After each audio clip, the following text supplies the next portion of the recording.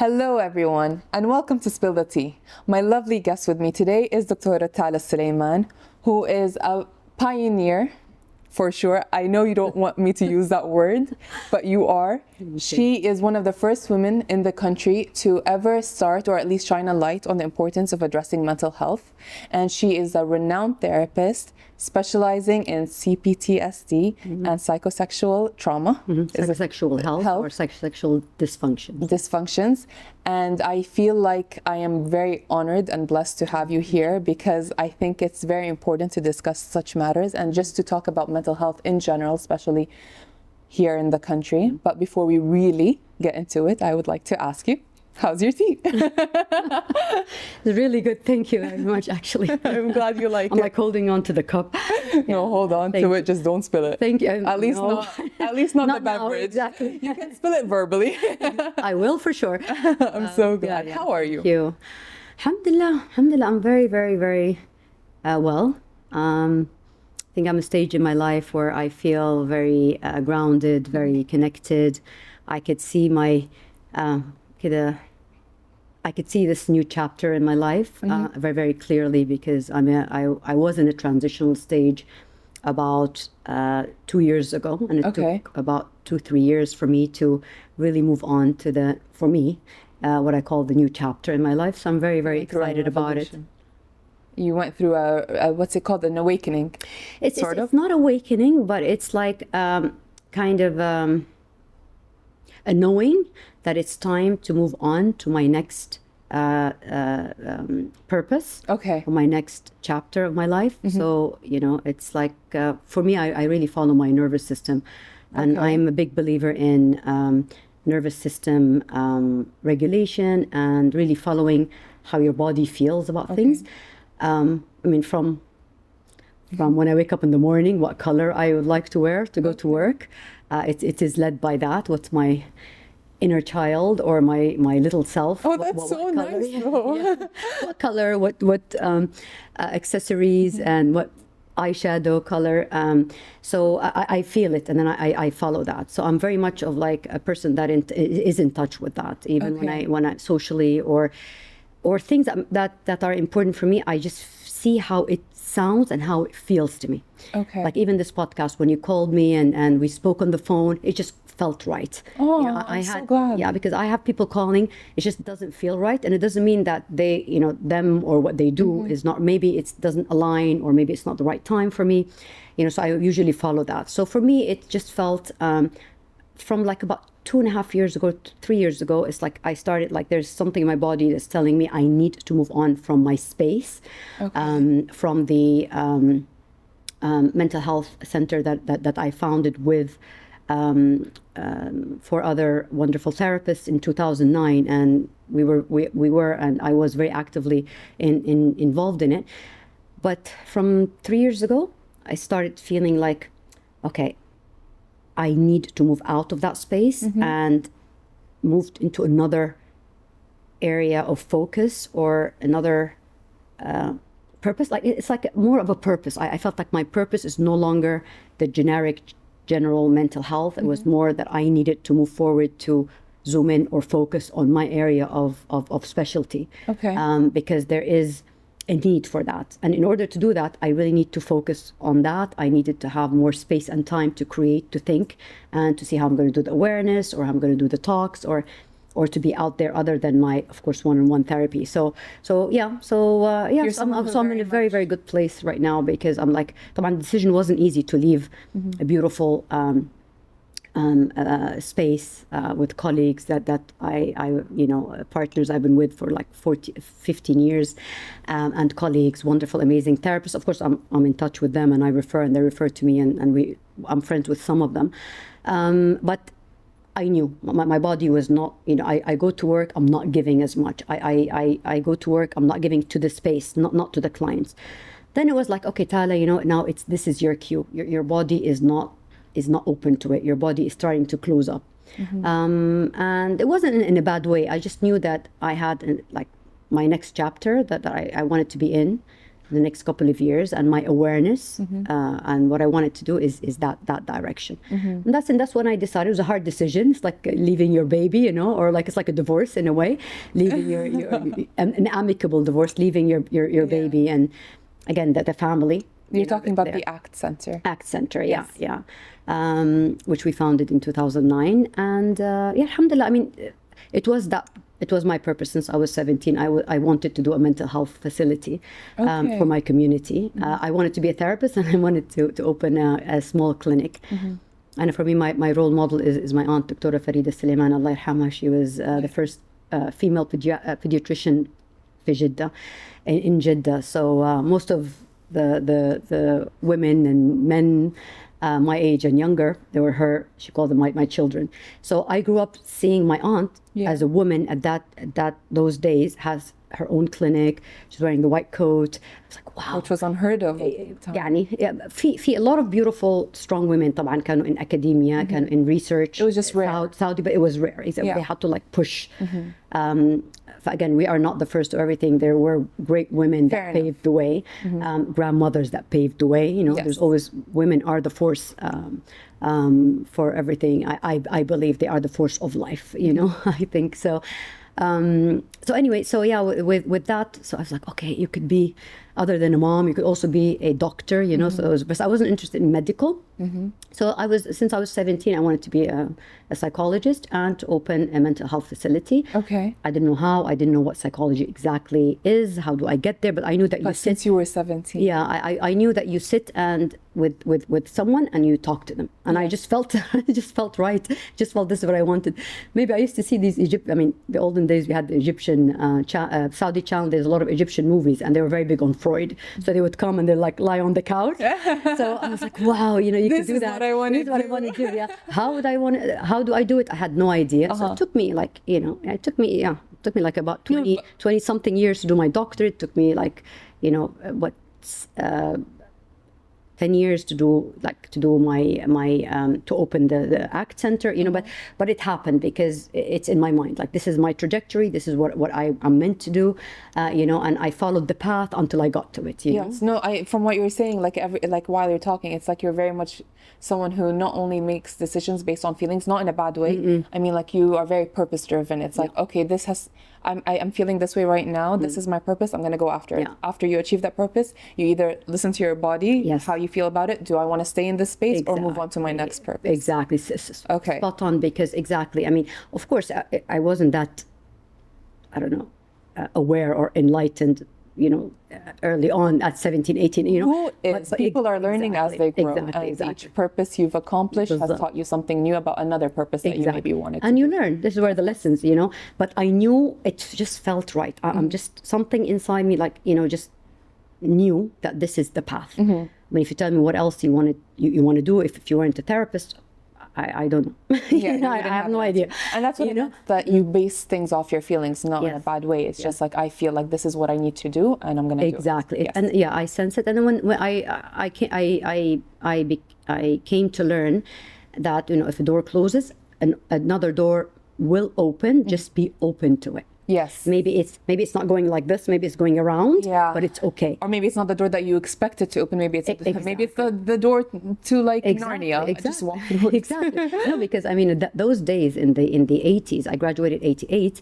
So the idea of traveling abroad was not unstable. Then I was like, okay, fine. What is available here in Jeddah? We didn't have a psychology program in the university aslan, you know. So the first year I just did English literature. It was like really a waste of time. Then I went into sociology because they had some psychology, but really it was not in depth in that way, you know. And then luckily again, you see, and then a door opened where I was able to travel to England and do my BA there. Then I came back for like a couple of years until I got married. And then, you know, I mean, again, I think the support of spouses is very, very, very important. For me, I wouldn't have been where I am today if it wasn't the support of my husband. I think that is a factor for sure. And yeah, I mean, for me, I did my BA, I was 25. My master's, I was 30. Okay. My PhD, I was 50. Yeah, because it's never too late. Yeah, because I did ACT when I was 40. Again, I was 38. Yeah. So. No, and it all goes back to also a point that you made earlier where you believe in timing, because I do believe in that as well. So sometimes it's like you trust your gut. It's like, I don't feel right to do this right now. Yeah. But doesn't mean you will never feel like you would want to do something. Yes. It just might not be in that time that it feels right. Exactly. Yeah, it's good. It's yeah. So I'm glad to hear all of this, and I'm glad that you are following your purpose, and I'm glad that your purpose led you to me. And now, I actually would love to ask you about a very niche topic, and a topic that I actually didn't know much about until I started talking to you, which is CPTSD. And I would love it if you could maybe go into a little bit of an explanation as to what it is, because I think a lot of people might actually be going through it, but not be aware of what it is, or that they are going through it until maybe they hear a little bit more about it. Okay. Sounds good. I was wondering, are you going to be talking about psychosexual health, or are you going to be talking about... We can talk about both, but like, let's just start with this, because I feel like I'm no therapist, but when I started talking to you and this topic came about, I was like, I see it a little bit in people that I know, but I don't think they know they're going through it. Yeah. So I was like, I think it's a good topic to open up definitely. No, it is an important topic. So PTSD is complex post-traumatic stress disorder. For me, as a therapist, to say, first of all, I just feel sometimes the name doesn't give it justice, I feel, because again, we connect it to trauma, post-traumatic stress disorder. This is a branch from it, or the complex trauma. Of course, it started off with a trauma, post-traumatic stress disorder, diagnosis and symptomologies and therapies, and then they found that the way they're working with it and the way they are diagnosing it does not work for everyone. And that there are people that are exhibiting the PTSD symptomologies, but there's something deeper there. The PTSD started with the war veterans when they came back from the Vietnam War. So there was like very, very clear, they went to war and there was obvious trauma. There was like death, there was like blood, there was like killings, of course. So it's like really in your face. So this is where PTSD started. So, and there's like the hypervigilance, there's like the fear, there's the bang, like you see in the movies, or they relive it. The more they started working with it, with other people that are not war veterans, they noticed that, this doesn't fit with every single person, There's something deeper for the layman, as they say, that is not a veteran or did not, did not experience a trauma as in like, let's say an accident or, but they're also exhibiting this kind of symptoms that is a bit of hypervigilance, a bit of dissociation, but there's something deeper there. When they investigated further, it was more that there was a lot of emotional dysregulation, that these individuals that haven't been to war, haven't experienced like a major traumatic event, one event, they are hypervigilant, they are dissociating, they're feeling, of course, anxiety or depression, but also, as I said, emotional dysregulation. So they're not able to kind of feel themselves, they're not able to identify their emotions, they're not able to act in a very sensible way in certain situations. They're very triggered all the time. They're activated, or they are in a freeze response, which is depression or isolation. They're like, so what's going on with these people? What they didn't go to war, so why are they exhibiting some kind of like a trauma symptomology? When they investigated further, and then they discussed, like they checked the background, and they're like, it's the upbringing. So these individuals they grew up in environments that were not healthy, environments that did not make them thrive as an individual, emotionally or psychologically or socially even. So this is where bit by bit they were like, then came about, that okay, it's PTSD but with emotional dysregulation, PTSD but with okay, another feature is also dysfunctional relationships. These people are not able to be In a very healthy in healthy relationships, and I don't know if you want to call it healthy or not, but like, because sometimes they could be in relationships where they like their they attachment accept they accept things that like the people shouldn't be pleasers accepted. or the avoidance or the narcissist or the For example, but Okay. even, you know, they are in relationships where their sense of self is non-existent. They're so just the for the people others. Like, pleasers. I don't know if I want to call everything people pleasers, but it's deeper than that. You know, it's like there's no people sense pleasers of on self. steroids. Sorry. Like people pleasers on steroids. But they don't see it like that. They see it like they're an extension of me. So I give them everything. Okay. You know what I mean? So there's no sense of self there. It's you like know? I don't feel like a sense of self unless I'm attached to someone else. Exactly. So through Okay. them, they're going to give me. So you have different طبعاً aspects of it. So it's not one size fits all. So you have the abusers. You have people who they allow they allow for them to be like really not a very very active part in a relationship, or they accept things that like it's humanly not acceptable. Let's say as a sense of self, or a woman or a man. فأgain this is where the complex trauma diagnosis started. Actually, it was a formal diagnosis in 2018. Before that, there wasn't complex trauma. No way. Yes, it's before- relatively new. Exactly. Before that, it was always PTSD with emotional dysregulation, PTSD with dissociation, PTSD with severe depression. I was just You going to know, ask, I was but like, it was was it never- misdiagnosed as depression maybe? Yeah. Okay. Yeah. Depression and ADHD. A lot of times, Oh. because the interesting thing, like PTSD is a spectrum, right? So starts with PTSD, symptoms of trauma, because again, we could have been in a car accident, so they come to a therapist and we work on that only, okay? But after that stage is CPTSD, Okay. complex trauma. So this is the cases where the clients come, beautiful, wonderful clients come that saying, we are repeating the same cycle for many years. We are not finding the happiness that we deserve. We are accepting things that we shouldn't accept. We are in relationships that we shouldn't be.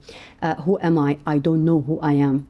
I am just, I've been always a follower, or I was always a leader, but now I come and see myself as like, success is not sweet. I'm not happy where I am. I have everything. Had to have this, like I have everything. I am the, I don't know, CEO, for example, and I have the family and I have my kids and I have a great husband, but I'm not happy. I'm not happy, and I'm acting out. Actually, I'm becoming very aggressive with my colleagues, and they're telling me what's going on with you. So it can manifest later. Yes. Okay. And this is where my cue is that it is complex trauma, because to me it is someone that lived a life that's not their own, a dream of somebody else, What do you story of somebody else. What I mean is expectations. Let's say, I'll give examples. That's a very general example. So whatever examples we say today, it's not one person, because I always tell Not my one size fits all. There are nuances. I don't mean it that way. I always tell my clients, by the way, I go on podcast, or I have reels in my Instagram account, so I do give examples, and I do say clients, okay? But I've seen many clients in the last 20 something years, but the presentation is very similar. So I might say something that, I had a client, and I would say this is that, but you might feel like, she's talking about me. Okay. But trust me, I wouldn't be talking about you unless you say something that's very interesting. I'll tell you, Tulin, can I use what you said? It's really a beautiful, I'm not going to say Tulin said, but I'll say a client said, Yes. very specific. So anyway, so when I say clients or a client, it's usually accumulation of patterns of things. That when I say a client, it's not one person. It's a presentation that I see all the time. Because again, as human beings, we all have very similar experiences. Yes, but it is unique with the details. Yes, of course. So anyway, so let's say your parents and 3 children. Let's say the eldest son. Yeah. Eldest son, middle son, and the youngest daughter. The family, father works the whole day. The mom is a housewife, for example, or she could be a teacher. So she's also working at home, or she goes to work, come back. She comes back tired. The father comes back tired. The kids are there, the three kids. They could have a nanny, they could not have a nanny at home. So the mom comes tired and exhausted, the dad comes tired and exhausted. We don't have time to really sit with these kids. We don't have time to really talk to them, to really talk about their emotional well-being or what's going on in school. Not that they're bad parents, yeah? They're very nice parents. They put food on the table, they're nice with it. They never lay the finger on the child, but they're not available emotionally and psychologically because they are busy with life, and in their mind it's like, oh, I'm providing everything. I'm a good parent. I have food on the table. I'm working hard. So they go to the best schools. We travel once a year. They have good clothes on them. So now seeing this, okay, and then the consensus is, oh, come on, you are the eldest, you are the eldest, you are the eldest. So when, oh, come on, being a doctor is great. We don't have a doctor in the family. Oh, number two, oh, lawyer, make good money. It'd be great if you're a lawyer. And then they tell this to everyone else, oh, yeah, he wants to be a doctor. Oh, yeah, he'll be great as a lawyer. Oh, and you are so nice, you're so pretty. Oh, one day you'll get married to this handsome guy, and for example. So when you do that, the children will grow up, can grow up. We don't say will for sure. Yeah. Can grow up. I mean, you see where I'm heading. Can grow up with this, like, okay, oh yeah, I want to be a doctor. I want to be a doctor. Being a doctor is great. Being a doctor, because the more I got good grades in science, for example, and the more I got accepted in best universities for medical school, the more the parents like, wow, you're great, you're amazing. Yeah. Exactly. So then I continue in this path, and then the parents are very happy. The parents are, cheering you on. And then you move on with life, right? You move on with life with that. And it's like, I never lived for me. Exactly. And then by the time you are 50 or 60, because of whatever hormonal changes or life, or you look at life like, or 30. Or 30, hopefully, Yani. But it's never too late, Yeah. Or 30, that's good, because you could like also do a lot of shifts. But I had planned for 60. Yeah, exactly. Good. No, it's never too late. So you could see, so again, what happens is, so this person might come in their 40s or 50s. He has the wonderful wife, he has kids, and the grandparents are very happy with all of this, but he or she does not feel a sense of belonging, the sense of connection, the sense of authenticity of what they're doing, or because, so this is an example of complex trauma. Okay. Yeah. So because a lot of people say, okay, but they didn't hit him, they didn't push him, they didn't, there's no abuse, there's nothing. What are you talking about? They had he had the good food, he used to travel, But you see, this is where, and a lot of people around the world have this type of trauma. Again, the word trauma, I feel, is not suitable for that. Okay. It should be more of, to me, and I always say that to my clients, it's more of a wound, okay, or a disruption, because the trajectory of the physical, mental, and physiological development of the brain, the body, and the nervous system excels with physical touch, with parents being present, with emotions being discussed, emotions being regulated, so when there isn't this, there is a disruption, there's a wound in that, there is so again, so the word trauma or post-traumatic stress, okay, so the word stress, nobody mentions it, but when a kid is struggling with emotions and the parent is busy one way or another and is not present, it's very stressful to the system. You see, and the more it's stressful to the system, your cortisol levels is higher. Your nervous system is either fight, flight, or freeze response, or the fawn, which is people pleasing. So as a child, you need to survive because you need to be heard and seen by your parents. Even if they're feeding you and they're nice with you and they're not hitting you, but you need to be seen. Emotionally, you need to be seen. So you'll do whatever it is, coping strategies to shine. So you'll do what they say, or you could be the rebellious one just for them to see you and hear you. Or you'll follow, okay, I'm going to marry the first guy because they like him and they think he's right. And then after 10 years of marriage, it's like, I didn't want to get married. I don't want to have kids. I don't he's a wonderful guy, wonderful kid, but I never wanted to be a mom. I just followed what everybody told me. Oh, get married, he's And nice. you might not even realize you're following what other people are telling you until it's too late. Definitely. You think it's what you want. Exactly. Until one day you're like, how did I end up here? Exactly. Hatta you don't even think, it just comes automatically. And a lot of things just come automatically. But this is where we call it complex PTSD. And this is where my clients, when they come like really with this, which I see also with a lot of people around me socially. Yeah. And it's not only, because I do believe our base is our home. Because again, I always use this analogy of a seed. The baby, when you're born with your genes for sure. And the genes also, as according to epigenetics, you inherit from, scientifically they were able to find the link up to 3 generations. Okay. So you inherit even traumas, you inherit certain traits other than the genetic traits of Oh my God. Yeah. Epigenetics is very interesting if you read about it. But so three generations so far, and they think it's 7, so they're trying to look for the 7. Oh God, Lord, do we have hope? Yeah. No, but this is really because we do believe in intergenerational trauma. So war traumas, abuse traumas, it repeats itself. But that's so like what's the word? It's just so a little bit daunting. And it feels a little bit hopeless, because it's like, okay, what if I work on myself now and to ensure that my kids don't go through this? It's like, oh, but then are they doomed regardless of how well I do because of their genetics? Okay, no, the answer is, well, so far that what we know. Okay. What we know is that there's the gene expression changes according to the environment. Okay. So if you recognize, this is where you could be the cycle breaker. If you recognize the intergenerational trauma that you were again, you're born with that gene. Okay, there's a very famous study, and this is where I guess maybe I failed to mention it, where it highlighted more the complex trauma aspect of our upbringing as human beings, where they were studying young people or children for like, I don't know, 80 years, something like that, like as they grew. Then one was just an obesity one, and one was just to study the kids and their behaviors and things. Then they noticed that the effect of the environment really is very, very, very important. Yeah. Okay. So it's not only the gene, it's the environment. Yeah. Okay. So if the environment is inducive to thriving, it will not trigger the genes. And then what happens? The gene expression can change. Okay, Yeah, that's great. exactly.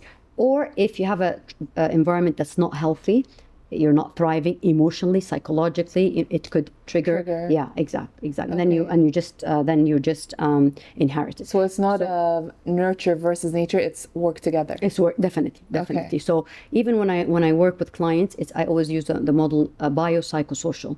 Yeah. So I do somatic work as well. I work on the nervous system. First line. Now, when they're talking about healing, it's not only the talk therapy; it's the body. It's the first line is the body. It's so exciting and so vast. I'm like jumping from one topic. No, it's because fine. it's like really exciting. Because epigenetics is a big thing. When I do my talks, I talk about like the epigenetics, because we need to know that it is the genetics, but it's not hopeless. Okay. Because again, we could be the cycle breaker when we are aware of what's happening and we try to change the environment. We try to heal ourselves. We can change the gene expression. To a nicer to change the expression of it to make less sure trauma, that more thriving one, and then hopefully it will pass on to our children. That's that. The other thing that's very important to work on, is the nervous system regulation and emotions, because someone with a complex PTSD, in general, we never learned about. A lot of us never learned about emotional regulations. So the body is very important, because one theory that I was introduced to actually about 4 or 5 months ago from a very wonderful therapist, a colleague. I went to her lecture in Jeddah, and she discussed the missing link that I was like, there's something missing in what I know is important for us as human beings, the nervous system. There's something missing. The link is missing. Okay. So the heart, yeah. Interesting, in the body, the heart, the electromagnetic field of the heart, scientifically, they found that it projects الtrajectory حقتها it projects outwards for 1 meter. No way. Yes. So now when we are sitting, and I know this as a therapist anyway, but I know it from a nervous system nervous system, that you meet people nervous system to nervous system. Really? That's so interesting. But I was always saying it like, okay, nervous system, so it's the energy of the nervous system, the energy of the body, the aura. But something was missing. So when I was introduced to this heart, it's actually the heart. The heart, it's and the heart is of course a muscle within nerves and the nervous system. So what happens when you go somewhere, you feel with your heart first. When you go into a room and you're like, oh no, I need to leave. Exactly. Like something is that off. is your heart meeting other people's hearts, and there's something that doesn't feel right. That's so interesting, because I always say, like, sometimes I don't know if it feels if it's irrational or not, but like you could be sitting next to someone and suddenly feel very upset, and it's like, but I was fine a minute ago. Yeah. And I used to say, I just thought it was like, I'm someone who believes in energy, so I was like, oh, this person is giving bad energy, but like I never thought it was just like because the heart projects a meter away. So now I'm like, is energy is what people always say when it comes to, oh, I'm very sensitive to energy. Is it just they're sensitive, or they're just responding to other people's like heart projection? Yeah, it is because so it's not like you're being illogical. And then I know the word energy had a bad rap. It's like, I think because all social media for energy has a bad rap, self-care has a bad rap, but it is electromagnetic. So it's resonance. actually it is scientifically erect. It's not like energy, it's like voodoo energy. No, it is electromagnetic waves. Yes. Subhanallah. And then in Arabic we do have the hadith, الأرواح جنود مجندة. Yes. The souls, they meet. Yes, subhanallah. Exactly. Yeah. And then in the Quran, the heart was mentioned so many times as I'll try to translate the meaning, that couple of ayat. Say it with Arabic if you want to translate it. ماني حافظة الآية مظبوط. Okay. بس I don't want to say it wrong. No, fair enough. But it says that it's not the vision that goes blind, it's the heart. There's a lot of ayat about the heart being blind or going blind, and the blindness is from the heart. Yes. So when my colleague said, I'm like, oh, thank you so much. That was the missing link. She speaks my language in a way with the nervous system, right? Because then when you feel, it goes to the nervous system. This is where the nervous system goes to fight, flight, or yes, freeze. I was just going to ask. Exactly. It's like a exactly. Flight then what happens? Subhanallah, it's like the frequency. It goes from bottom up, from the heart. Okay, the heart, the waves or the frequency or the feelings, they go to the nervous system, and then through the vagus nerve, it goes to the brain. Okay. These resonance or waves, they're 5 times faster going from the heart to the brain than from the brain to the heart. You're joking. But this is where people they're like, no, what do you mean? It's like we think with our head, what's the body? I'm like, no. Science tells us something, and it makes sense, Okay. So it's so quick. Can you say 5 times? 5 times because faster. We're so used to hearing that the brain is what communicates everything, but here the heart, literally your emotions are communicating to your brain, and making you move, making you. It's the heart to the nervous system, and through the vagus nerve, the brain, and then the brain makes sense out of it. And then goes from top to bottom. Then, and this is what it is, and it makes sense of it. Why? How? From your memory baggage. Okay. So that's why you could interpret something. Both of us can experience the same thing, but you'll interpret it in a very different way because your memory baggage could be your memory baggage could be a bad experience in this thing, while my memory baggage is a nice experience in this thing. Let's say smell, for example. Smell has memory. Some people would be like, oh, vanilla is very nice. And you'll be like, vanilla? No, I hate the sense of vanilla, for example. So you will forever associate a bad experience just because of that one. From the smell, but you feel it in your body first, it goes, and then you make. But that's what's very important. Then this is where when I do my therapy is about 2 years to 3 years, by the way. So that's why I don't have, I only see 12 clients when somebody's finished, then, but there's a lot of psychoeducation, a lot of awareness.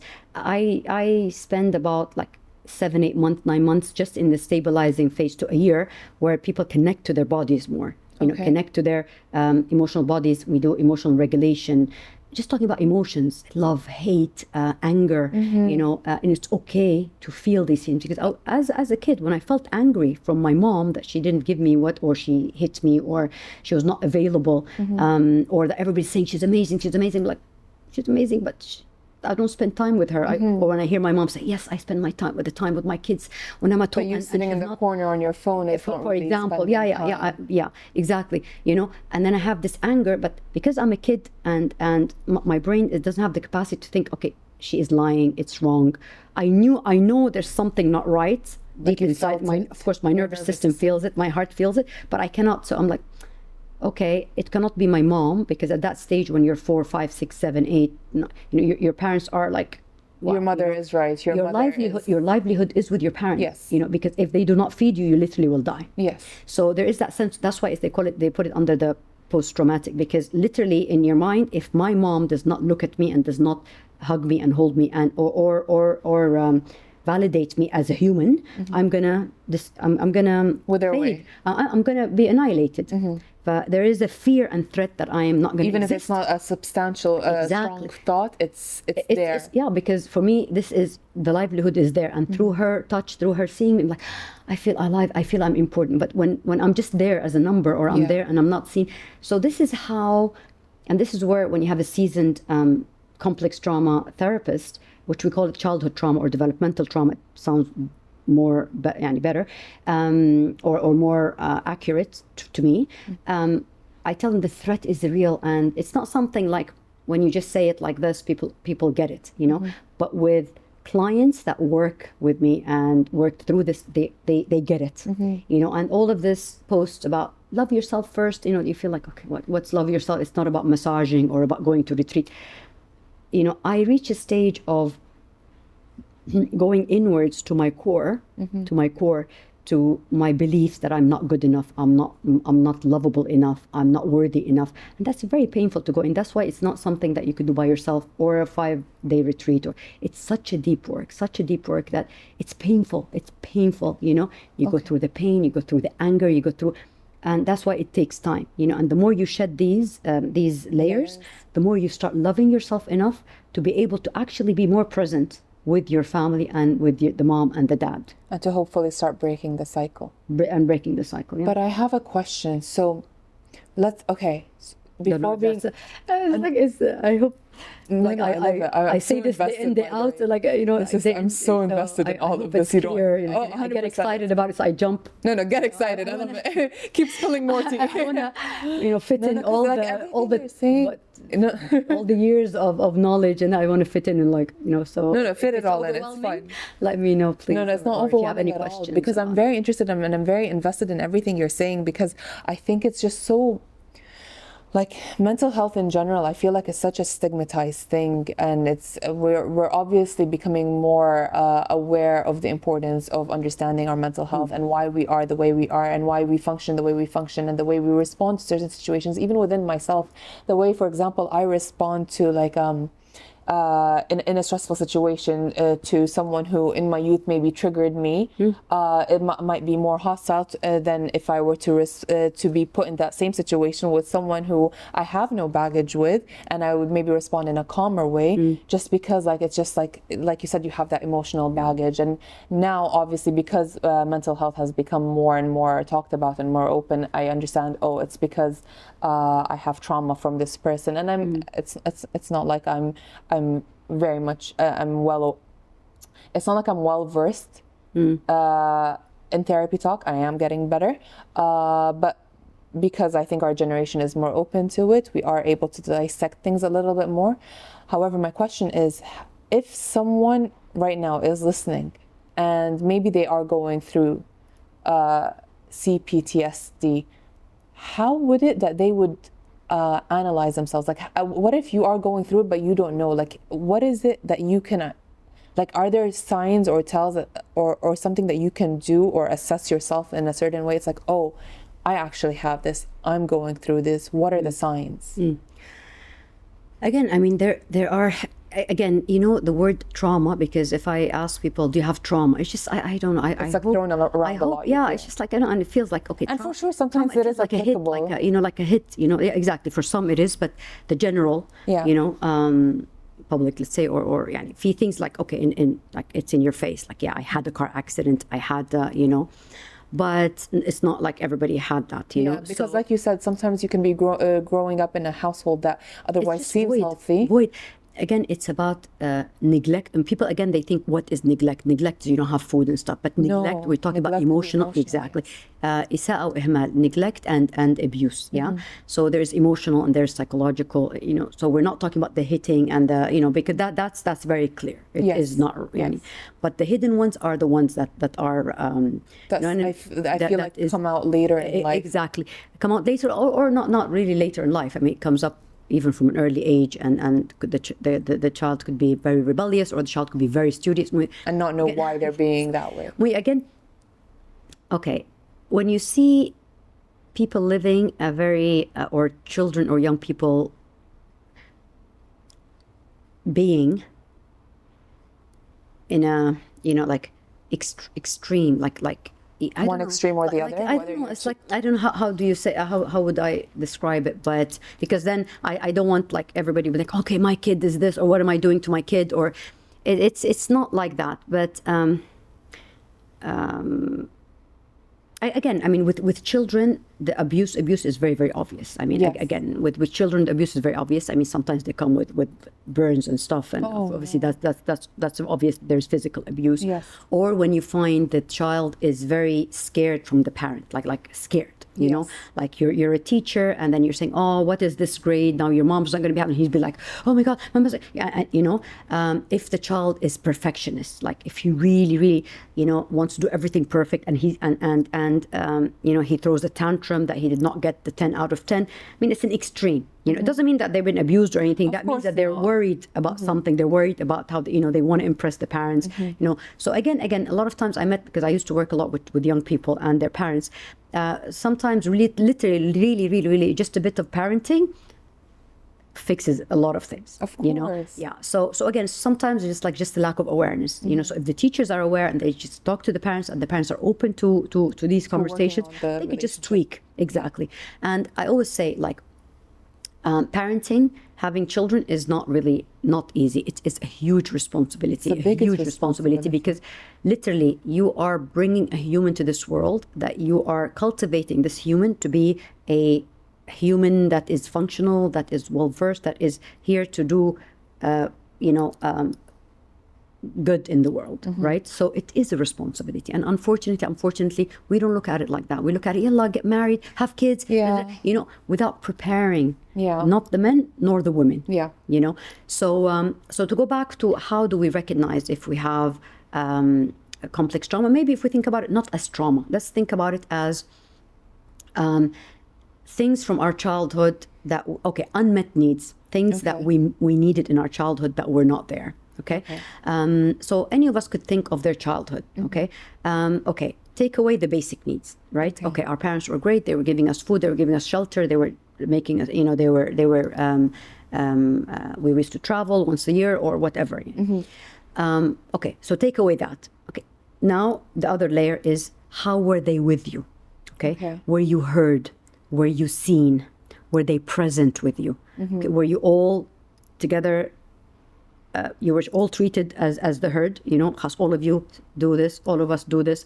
Okay, you had no say in how you lived, or you were allowed to do anything. There's no guidance at all. Was there the parent that was listening to your issues? Was there the parent that supported you when you felt lost and didn't know what you wanted to do? Was there a parent that when you cried and you were able to go to and talk to them? Well, you know, like things like that, you know. Was there like, you're the eldest, there's a lot of expectations. You're the youngest, there's the expectations. You're in the middle, you're neglected. What is your birth story? You know, did you grow up hearing that oh, we wanted the girl, you came out the third boy, we wanted the girl. Birth stories, I always ask, and they do have a big, like a strong effect on us. Imagine someone says, I wanted a son, but I got you. Exactly. That would traumatize me. Exactly. And sometimes they say it as a joke. Sometimes it's not a joke, because if you repeat it. Yes. So that makes you.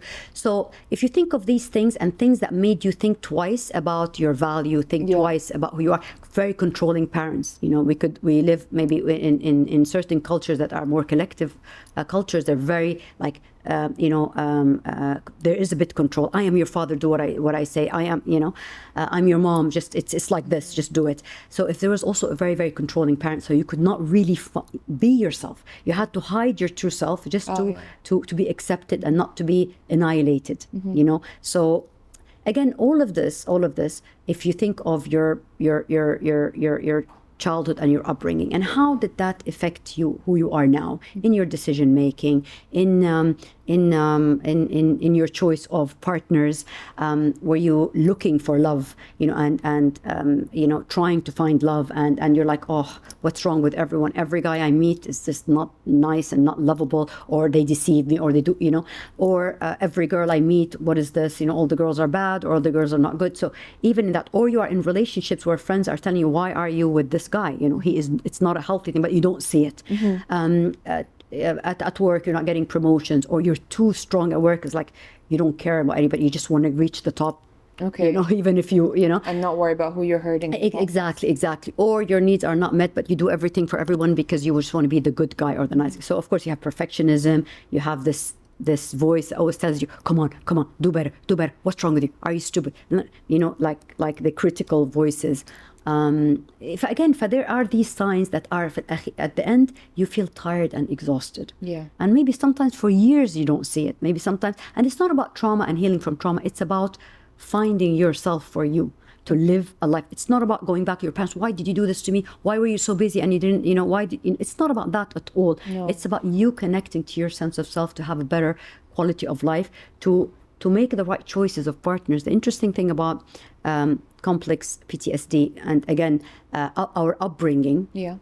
If you as a female, for example, were raised that in different ways, of course, people get raised in different ways, but that you don't have a voice, or that aib to answer back, or like, girls shouldn't like express themselves, and girls, it's not becoming if you're laughing too loud and you're like, so you are going to oppress this. You're going to oppress your voice. You're going to oppress your parents did not hit you or beat you, but that's the consensus. Comments. And then culture has another layer, culture. What does it tell you about being a female? What is available to you as a female? For that also kind of adds to it. School adds to it. Siblings relationship adds to it. So it's not only the parents, but the parents are important in the first 6 years. And then everything else adds to it. So then you start seeing yourself with that lens. Through that lens. Your sense of self becomes that. I don't have a voice. Then of course you're going to choose partners that they're not going to allow you to speak. You're not going to speak anyway, so you're going to accept a lot of things. This is where the how you see yourself and how you see your value will dictate your choices in relationships, your choices of work, choices of what you could do or not. But it does, you are moving. I always tell my clients, you move through life with this trauma lens, which is dark, and it boxes you in. طبعا, of course, now I'm saying all of this, it's like, okay, but I don't have all of these things. Now it is, of course, relative, and it is degrees. Okay. We all have something or another like that, but it's degrees. I might have it like 3 out of 10. The effect of the trauma. Some people have 10 out of 10, and this is like really the severe kind of like. There's dissociation. There is this, because I do my own therapy as well for my own childhood traumas or childhood issues that are triggered sometimes. It's periodical, so it depends what angle. I always had therapists. So once I had CBT for like anxiety and worry because like COVID and stuff. Then lately I was like, okay, I really need to work on my own childhood trauma, because I'm working with trauma. So a lot of things are coming up for me. Although I worked. Are you learning new things about yourself by working with in a other way, people? it's more highlighted. Okay. And because I'm like, okay, I don't want to do work. I don't want to work on myself. I don't want to do the self-work. Exactly. It's easier to work on other people. No, it's no. I know in that. No. I want to talk about it with somebody. Oh, okay. No. Like there's no other version of yourself. And I don't want to be talking to myself about, I don't want to be the therapist and in one, you know what I mean? So, that's hard. No, it's nice to bounce off. It's nice to know thyself and be able to treat thyself, but like at the same time, cannot treat yourself exactly. You cannot really treat yourself. I'm very aware of it. You know, so I love. I mean, my clients. I always in the last 20-something years, really, I am the person who I am today. With a big part of it is thanks to my client. I love them. Some of my clients, I really, you know, it's like. Sometimes, like people have the therapist role, and that she's the therapist, you know, because I do have the therapist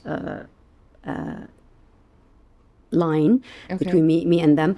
But the therapist is a human being. I root for them. I get sad when things happen to them.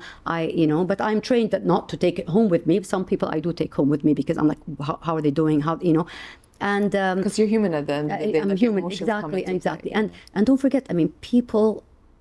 I bear witness to people's most inner pain. It is so humbling, and I'm so honored that, you know, I mean, can you imagine, like, you're sitting with someone and you can see the core, but they cannot see it yet. So you wait for 6-7 months until they get to that core, you know, and then they open up about the core and about very, very painful experiences, you know. So I'm very humbled to just bear witness. And the big part of therapy and therapy success, that's why it's not about, like, I can talk to my mom, I could talk to my sister, my best friend. No, that is totally different. It takes skills, it takes years, and it's different than coaching, or, you know, it is years of skilled work.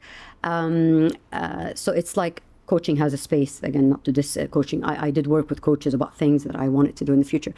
They're great in that, but I mean, as therapy, you know, and it's so humbling because you are witnessing their pain. And a big part of the healing is when someone believes, like, is validating and witnessing. When you're sharing your pain with someone, they can breathe better.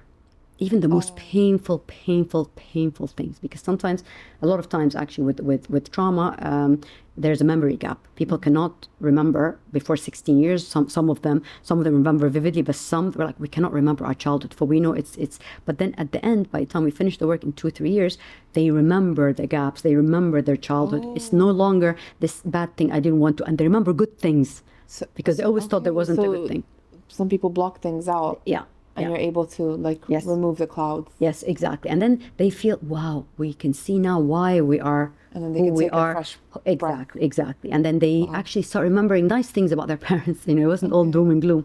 So anyway, but the doom and gloom was just so because dark. The trauma, because you only feel the trauma, or it's in the unconscious that you just don't want to go back there. You know, you just want to forget about it. But I always say, lifat mamat, the past did not die. Because there's this saying, lifat mamat, come on, I'm 50, what are you talking about?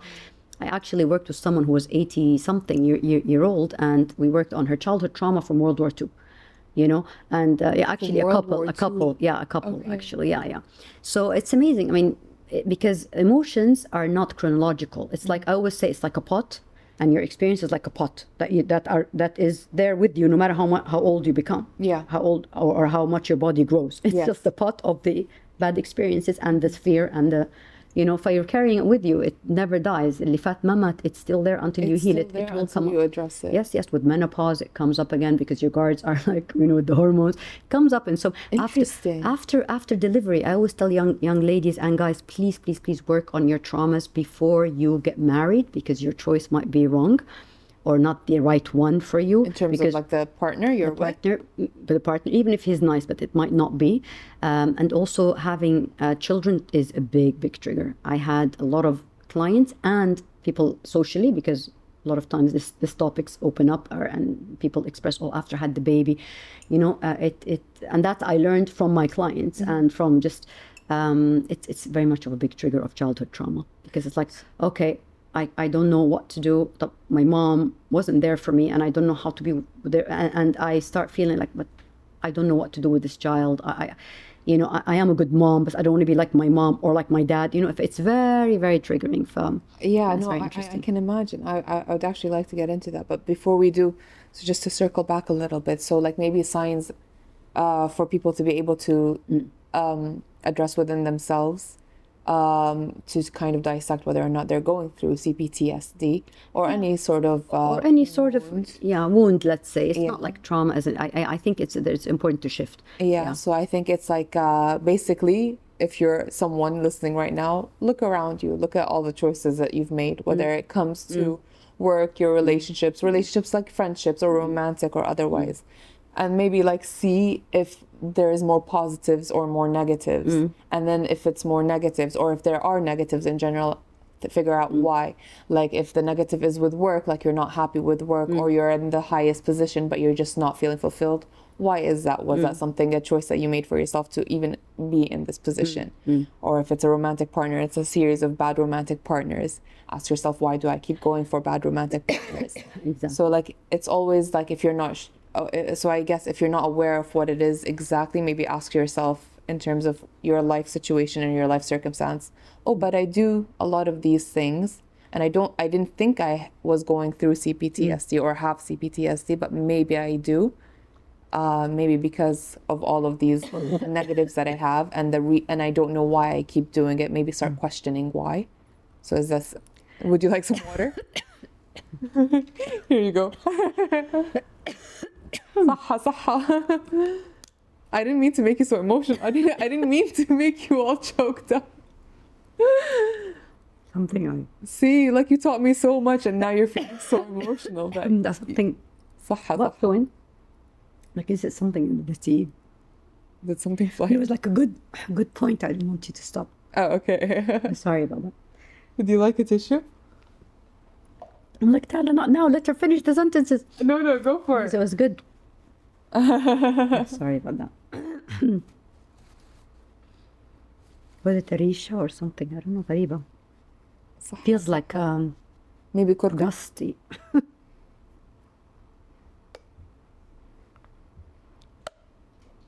It had to happen when you're saying the very good things, because you're summarizing. لا صح.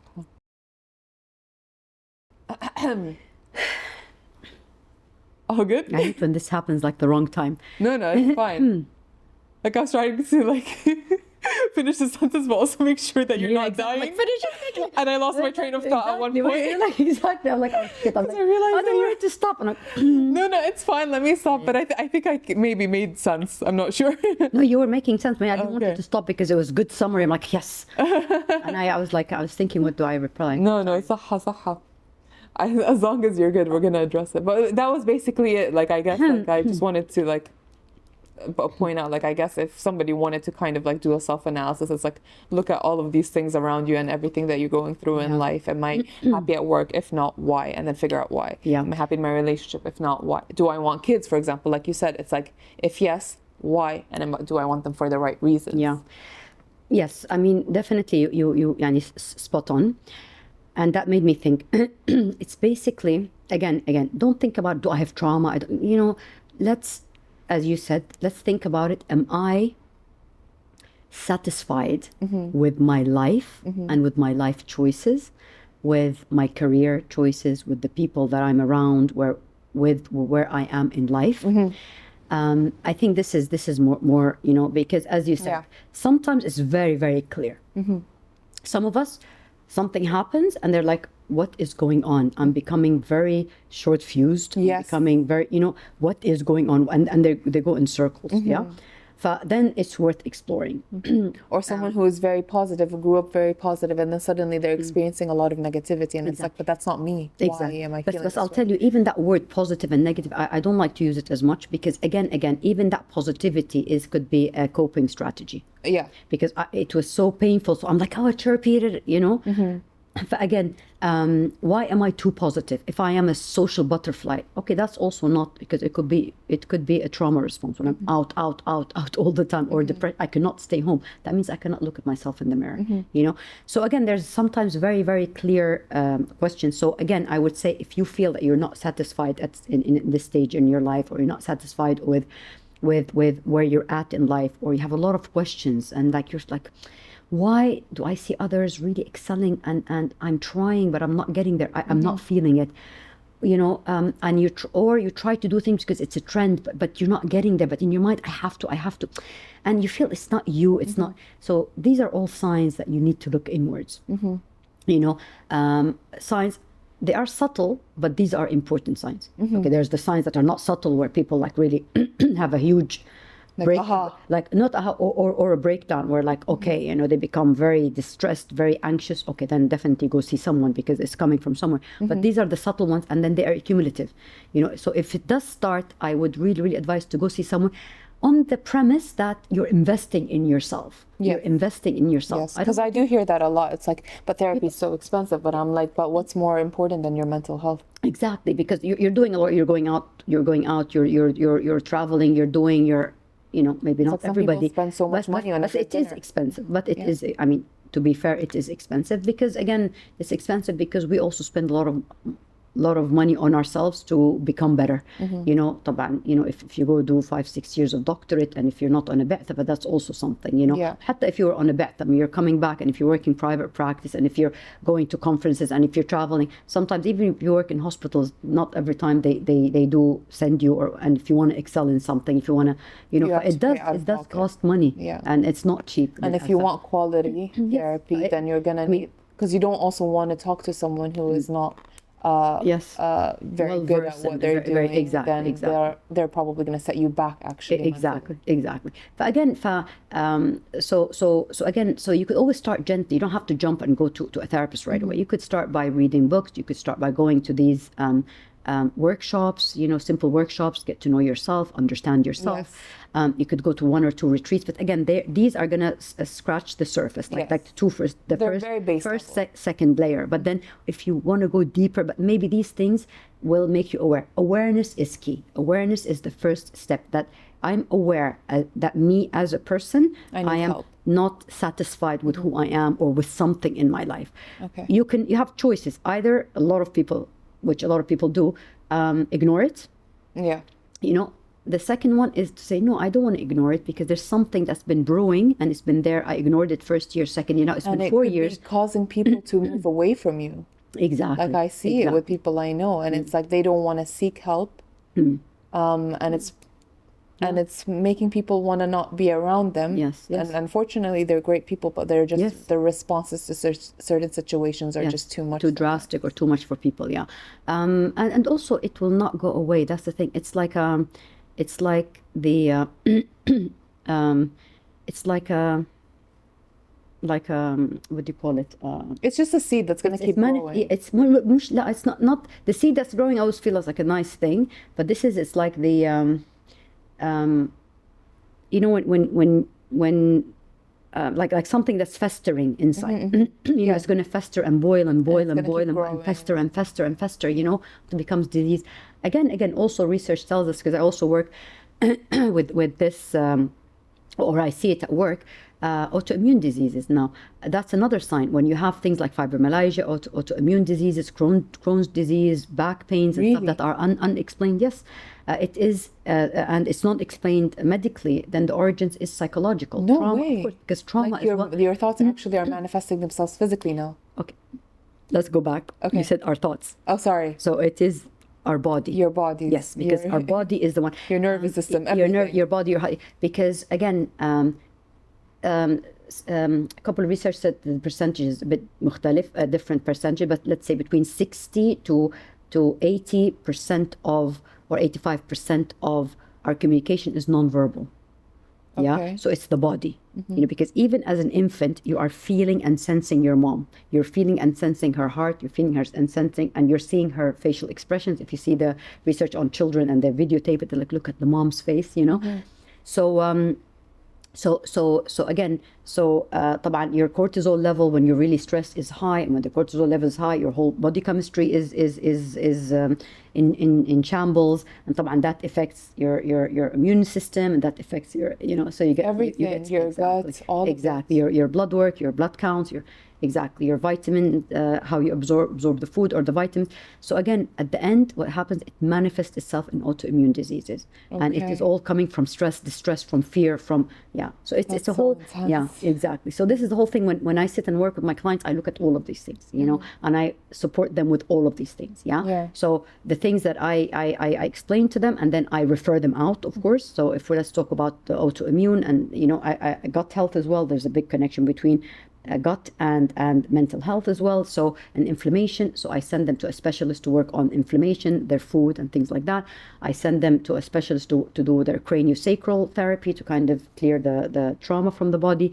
So again, it's adjunct. Okay. I advise them to do to be active, to go for walks, to go to So again, your work as a therapist, if you well versed in complex trauma, for example, well, in any issues actually, it's not only trauma, it should be holistic.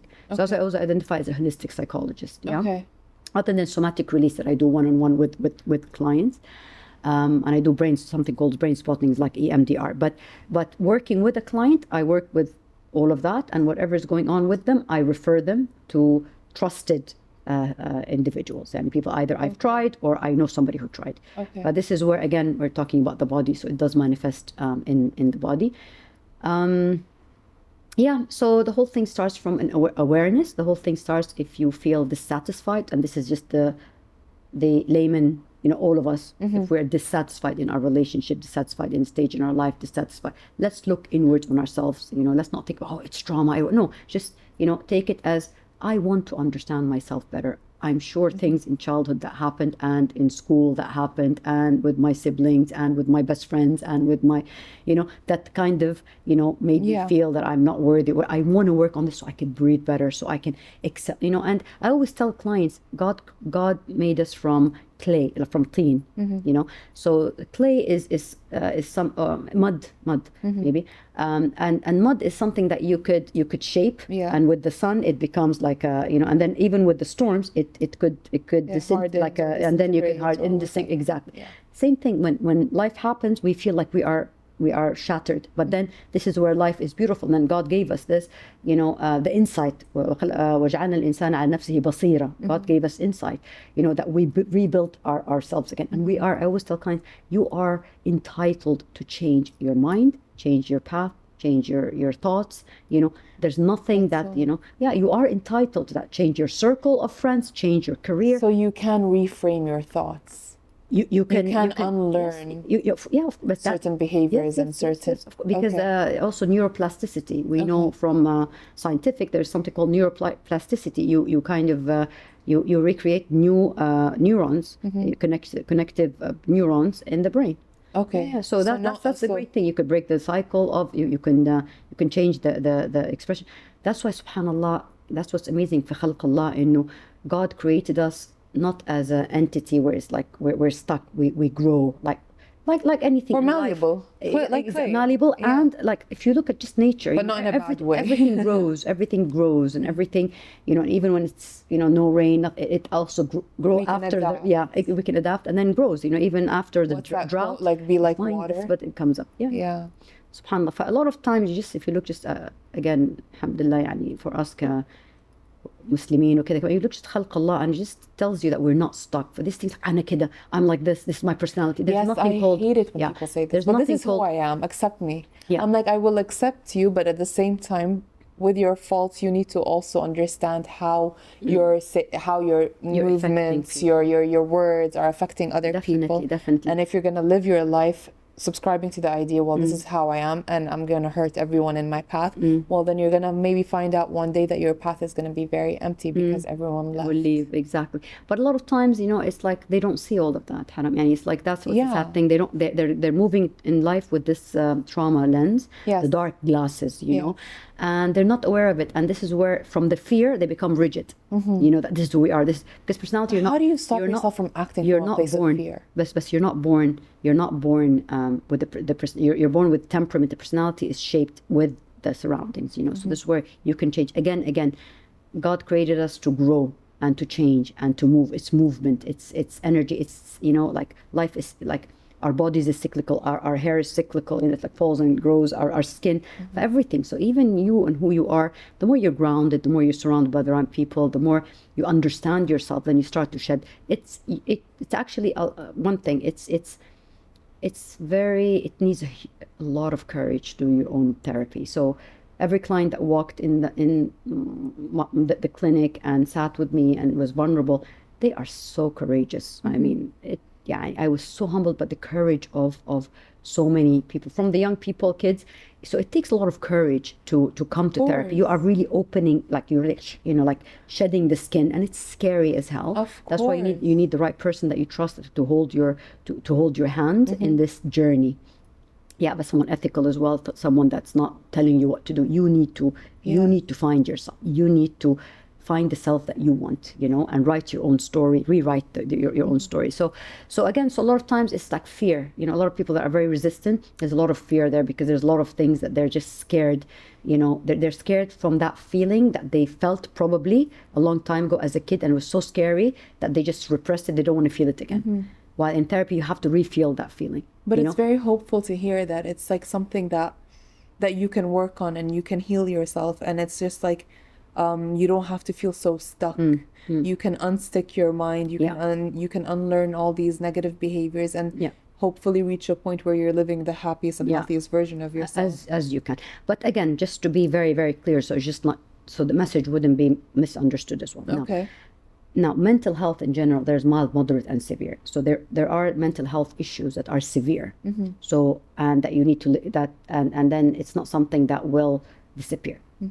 That there are things that you will live with for the rest of your life. Yeah. Okay. So again, there are some mental health disorders that once it's diagnosed and once the person has them, they'll never be able to get rid of them, right? Okay. But they can live with them with the right therapy or treatments. But then again, some of them, if they're very severe, it does affect the brain and the function and things. So let's not, but that's the extreme, like if there's a bell curve, I'm not talking about trauma, I'm talking in general. So people don't misunderstand that every mental health what issue. What does that mean? We're talking about trauma, we're talking about schizophrenia, we're talking about bipolar, and people live with bipolar. They do the therapies, so they have a better quality of life as a person living with bipolar. Yeah, but you cannot get rid of the bipolar. Yeah, or schizophrenia.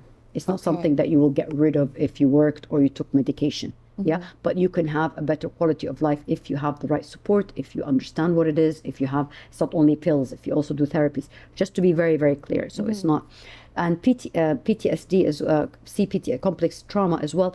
I always tell the client, we're not here to erase what happened or the experience. No, we are going to reduce the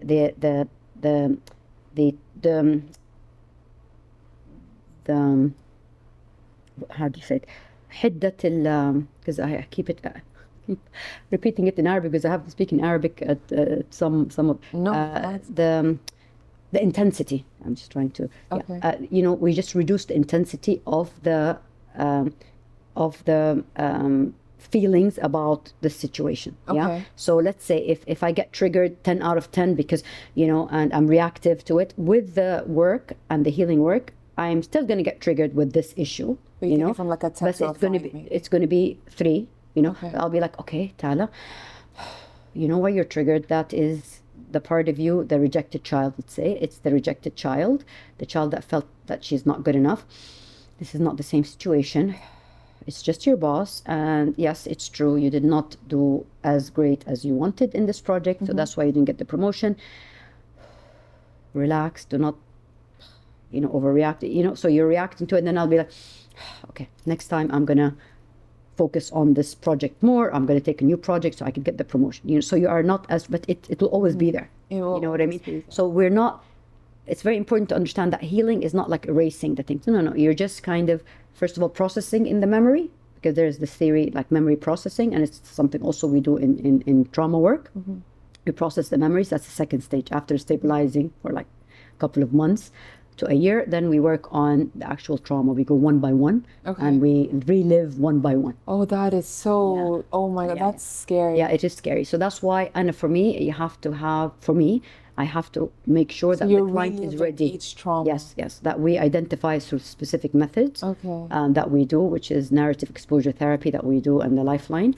That's difficult. Yeah, in my therapy work, I work somatic, and I work with the polyvagal nervous system, and then I work with psychodynamic attachment and the parents. Then we work on using a lot of the cognitive behavioral therapy to kind of shift the ideas and work on the fear. So it's like a lot of this kind of work, and طبعا emotional regulation, emotional understanding. The second step is to dig deep into But I have a question about that.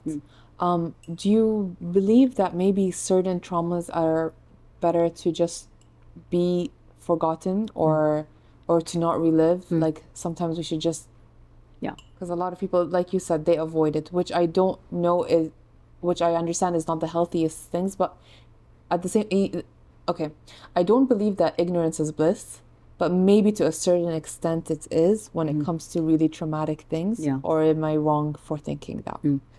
That is a very good question. I got this question a couple of times. Oh, really? Yeah. And ignorance is bliss. Yes, it is. No. Okay. Well, ignorance also could get you into kamana, like your own rights being taken away. You know, like if you don't know, then, you know, like again, ignorance. يعني, I do believe العلم نور, like also being aware to whatever level it is that you need. First of all, very good question, because I, as a therapist, I follow the client's lead. Okay. First of all, so the client could reach a certain level of depth, okay, and I could see they're struggling and they just cannot go deeper. And then I have that conversation. I do tell them, you know, I do sense that, you know, like we kind of do a review, and I'm like, I do sense that, or I would like to discuss with you, how is it feeling until this point? You know, and we go over what they did and the great work they've done, you know, all of that, and how their life shifted. I'm like, okay, do you feel like you're ready to go deeper? Or do you feel like this is enough layer at this point? And yes, then some of them say, yes, I cannot go deeper, but I already sensed it. You know, I don't know, I have this sense, so I could sense that the client, so I would never push them, because it's not about, yay, me, you know, and I would not re-traumatize them. This is where when you are a very aware, not always skilled, because some people are skilled, but they're not aware, you know? So, because some people do this from like the 5th session, they dig deep into you cannot, you know, and you re-traumatize the person, you know? So I have these conversations because I know that they cannot. Sometimes, as you said, when we identify maybe, let's say 10 traumas from their childhood that they want to work on, by the time we reach number 4, number 7 and 8, or number 3 and 2, it's already sorted, because number 1 covered the emotion. Okay, because trauma is not the parent that was not there. It is how I felt about not having a parent see me or hear me or hug me. To the yes, situation. Exactly. It's the emotions that it left, because it left the emotion that you're not important. The memory baggage, yes, as you were saying before. Yeah, and the how I felt in my body, actually. Because I always go to, when we were living, I tell them, how do you feel in your body? Can you see that, you know, what were you wearing? What were you doing? What were you? And then they feel, they're like, I feel it in my knee. I feel I was stuck. I feel I couldn't move, you know. And then we do the somatic. We stand up. We kind of unstuck the part of the body that was stuck. And sometimes, and they remember, they're like, I remember I was like 9 years old, and I could see my dad hitting my mom, and there was blood, and I was like behind the door, and I couldn't run. And I felt my knees like jelly, you know. And I like, this is, you know, very classic of, in the books they have these stories, and you see it when there's domestic violence all over the world, because I also worked in England. So, and there's jelly, and I'm like, okay, how are you feeling now? How? And they're like, my knee now, I feel it. I feel exactly the same as when I was 9. So in the session, we work on in reducing that feeling of that the knee is jelly. You see, if this is where you are unstucking, you're like kind of unstucking the stuckness, as they say. You know what I mean? No, that's fine. So then, and if they need to run because they couldn't run, they couldn't scream. So we, in the session, we scream, we run. So they allow it to come up, because what happens is it's like a wave, fear, or like trauma or fear. It's like fear, and it's a wave. It goes up, and then the wave has to come down. You have to continue. You have to finish the wave until its resolution, right? Yeah. So what happens with this trauma? You're like up, and then you're so shocked. You're frozen. Okay. So, and then nobody saves you. Nobody tells you anything about it. Nobody holds you. Nobody hugs you. So it stays You're like stuck. this in your memory, stuck exactly until you. There's no resolution. Exactly, until you help them to have the resolution, and ride the wave. You do Okay. it. You do it in whatever 4 or 5 sessions sometimes. It's like not stages, from one not session. from one. It's Yeah, too yeah. traumatizing. No, it's not that. Not traumatizing, sorry, it's At that stage, by like a year and a half, it's like we're ready to. I tell them, "Are you ready to خلاص work on the traumas?" And then we are ready, and we do a specific techniques, but we do it in like 4 or 5 sessions because we start the beginning. You start. It's like the story is like very short. By the time it's the 4th, they fill the gaps.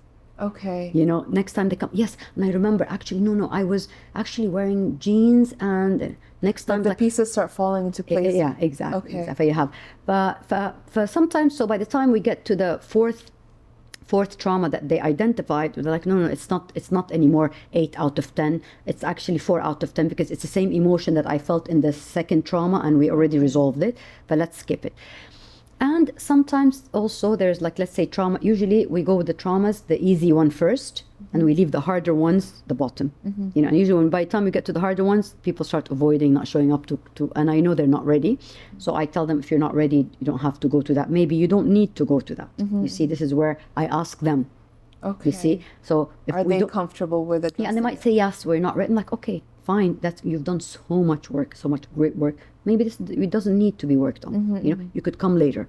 You know, Okay. and sometimes actually just by mentioning the trauma and putting it down, okay, they feel like, okay, you know what, we don't want to go there. There's no value in us going through it. Okay. You know, and I do listen to them and I do follow there. So yes, Okay, you you know, it's follow not their always that you have to, or you have to force them, and you know, sometimes certain things, just recognizing it, it's enough. You know, just bringing it out to the surface, recognizing them. Maybe you already worked on so many other things, so many other emotions, anger, fear, you know, that itself, you don't want to dive into it. You're not ready and you don't feel like you need to, because already the emotions maybe around it, you worked with them, you know, I can't imagine doing what you do. It must, like, it would take such a toll on my emotions. Like, even now you're talking about the knees feeling like jelly, and I wanted to cry. Yeah.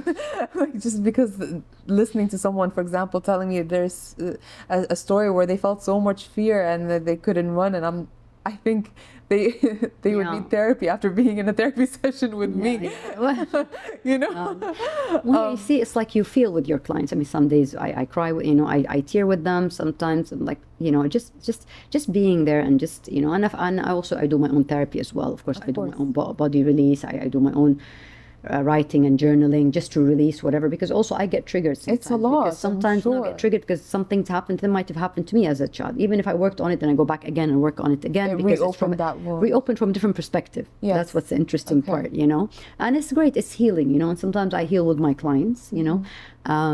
Yeah, it's just lovely, because as I said, exactly, it's like, you know, they're trusting me and the space with their most personal, you know, and I feel with them. Yeah, I'm human, and as I said, I carry them with me. I carry them to supervision, which they know. I tell them just to give them the best outcome. You know, sometimes I'm stuck, and I talk to my supervisors, so it's all confidential.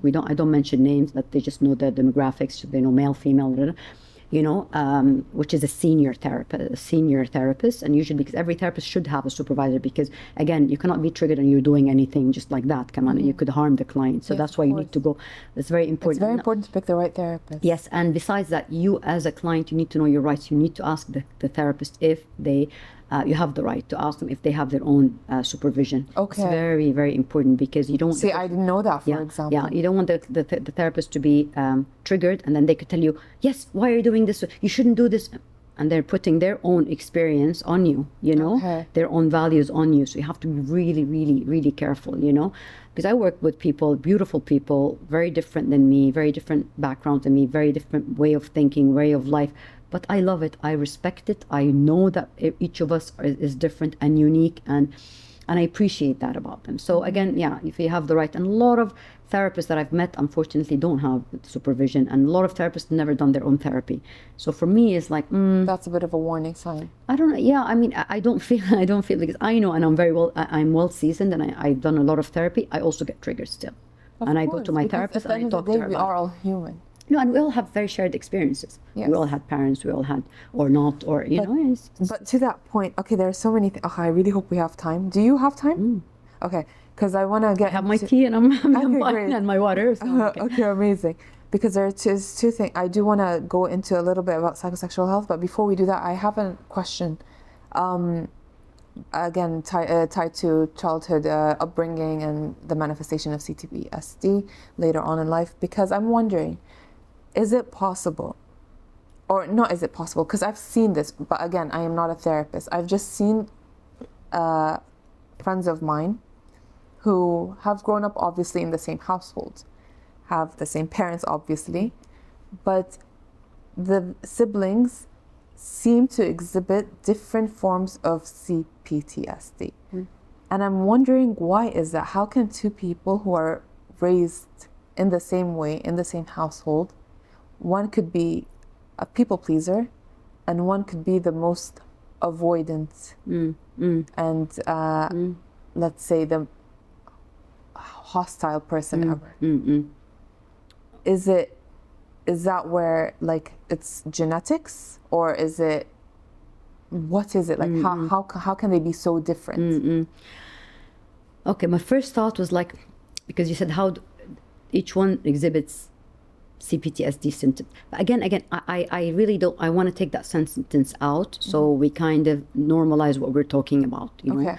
Because it's not that, it's literally every child in this family, or more we could say that the upbringing, or they lived in the same house, but every child is exhibiting their own different behavioral patterns, their own way of engaging with life, their own way of engaging with relationships.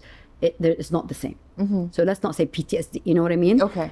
They're just different. Every child, the way how they present to the world is different. So every child is presenting to the world with the lens of the parents they had as a child. Yes. For them.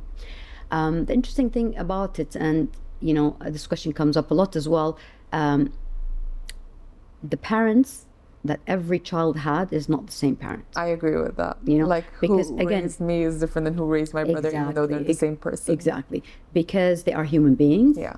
And they are in different stages in their life. When they had you, maybe they had your brother. Let's say if there are 4 kids as well.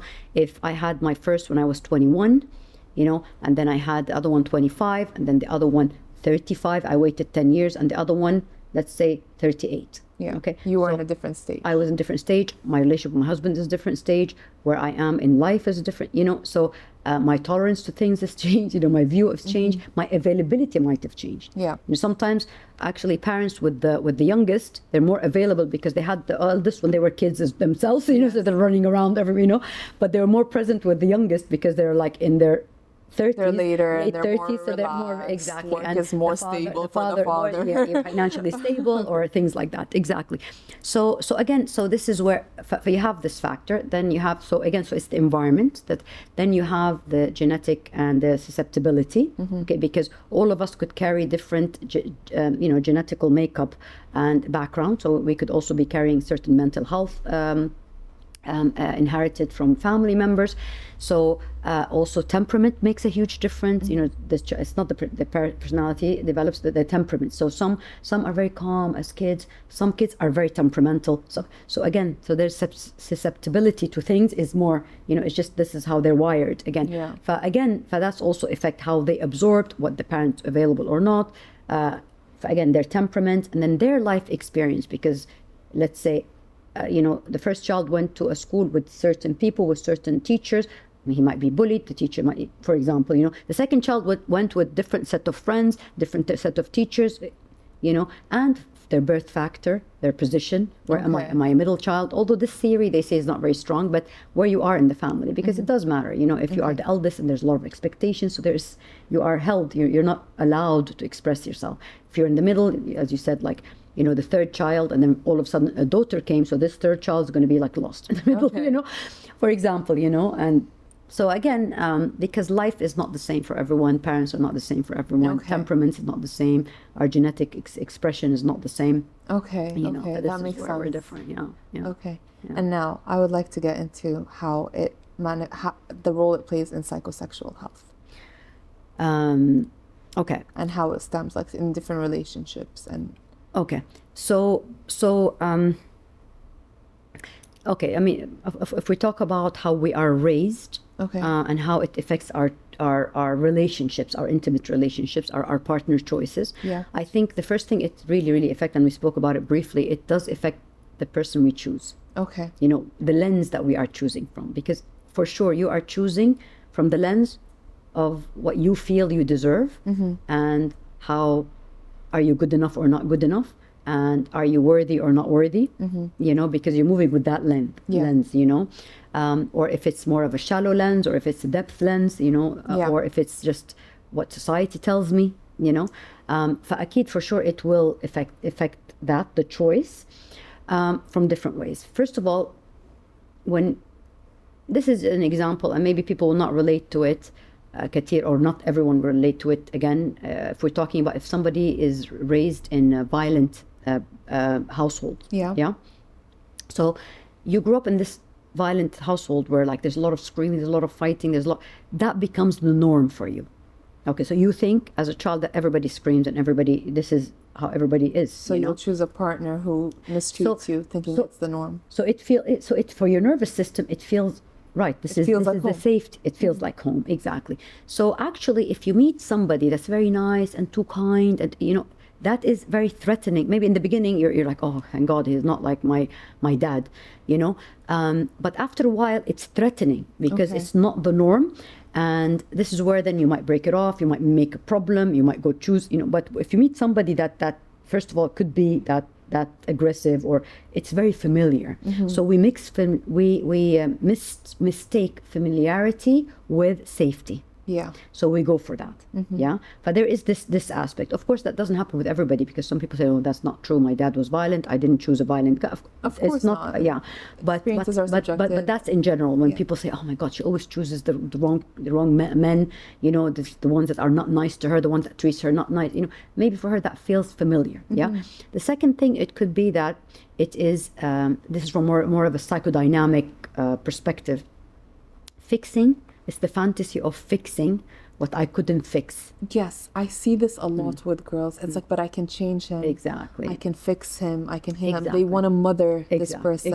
Exactly. And it's like, but why do you feel that way? Yes, exactly. And then you have to look back at how you were raised. Exactly. And your relationship with your parents. Because at the end of the day, it's about me. Because if I am so nice to this person, and he is not that loving, and he is, I don't know, cheating around, or he's mistreating me, and if I'm so nice with him and I'm so good with him, you know, he will see how good I am, you know, and that will spill on him and make him love me and make him change, because I am worthy of him looking at me and worthy of him changing for me, you know, because that's the fantasy of every little girl, that the dad will look at me, will love me, will see me, so I feel whole, so I feel that I'm worthy of his love. Yes. Yeah. So by me fixing this person, I'm healing myself. Yeah. But I love this. I'm a psychodynamic therapist. So this makes sense to me. You know, it's like the psychodynamic fixing what wasn't. So that's never ever. I don't know, but like I assume you should never ever go into a relationship with the expectation to change someone. Yeah. Because you cannot change someone unless they want to change. Because also you asked before, you know, how do you convince someone? You cannot convince someone to come to therapy, because therapy is long term and it's very, very hardcore.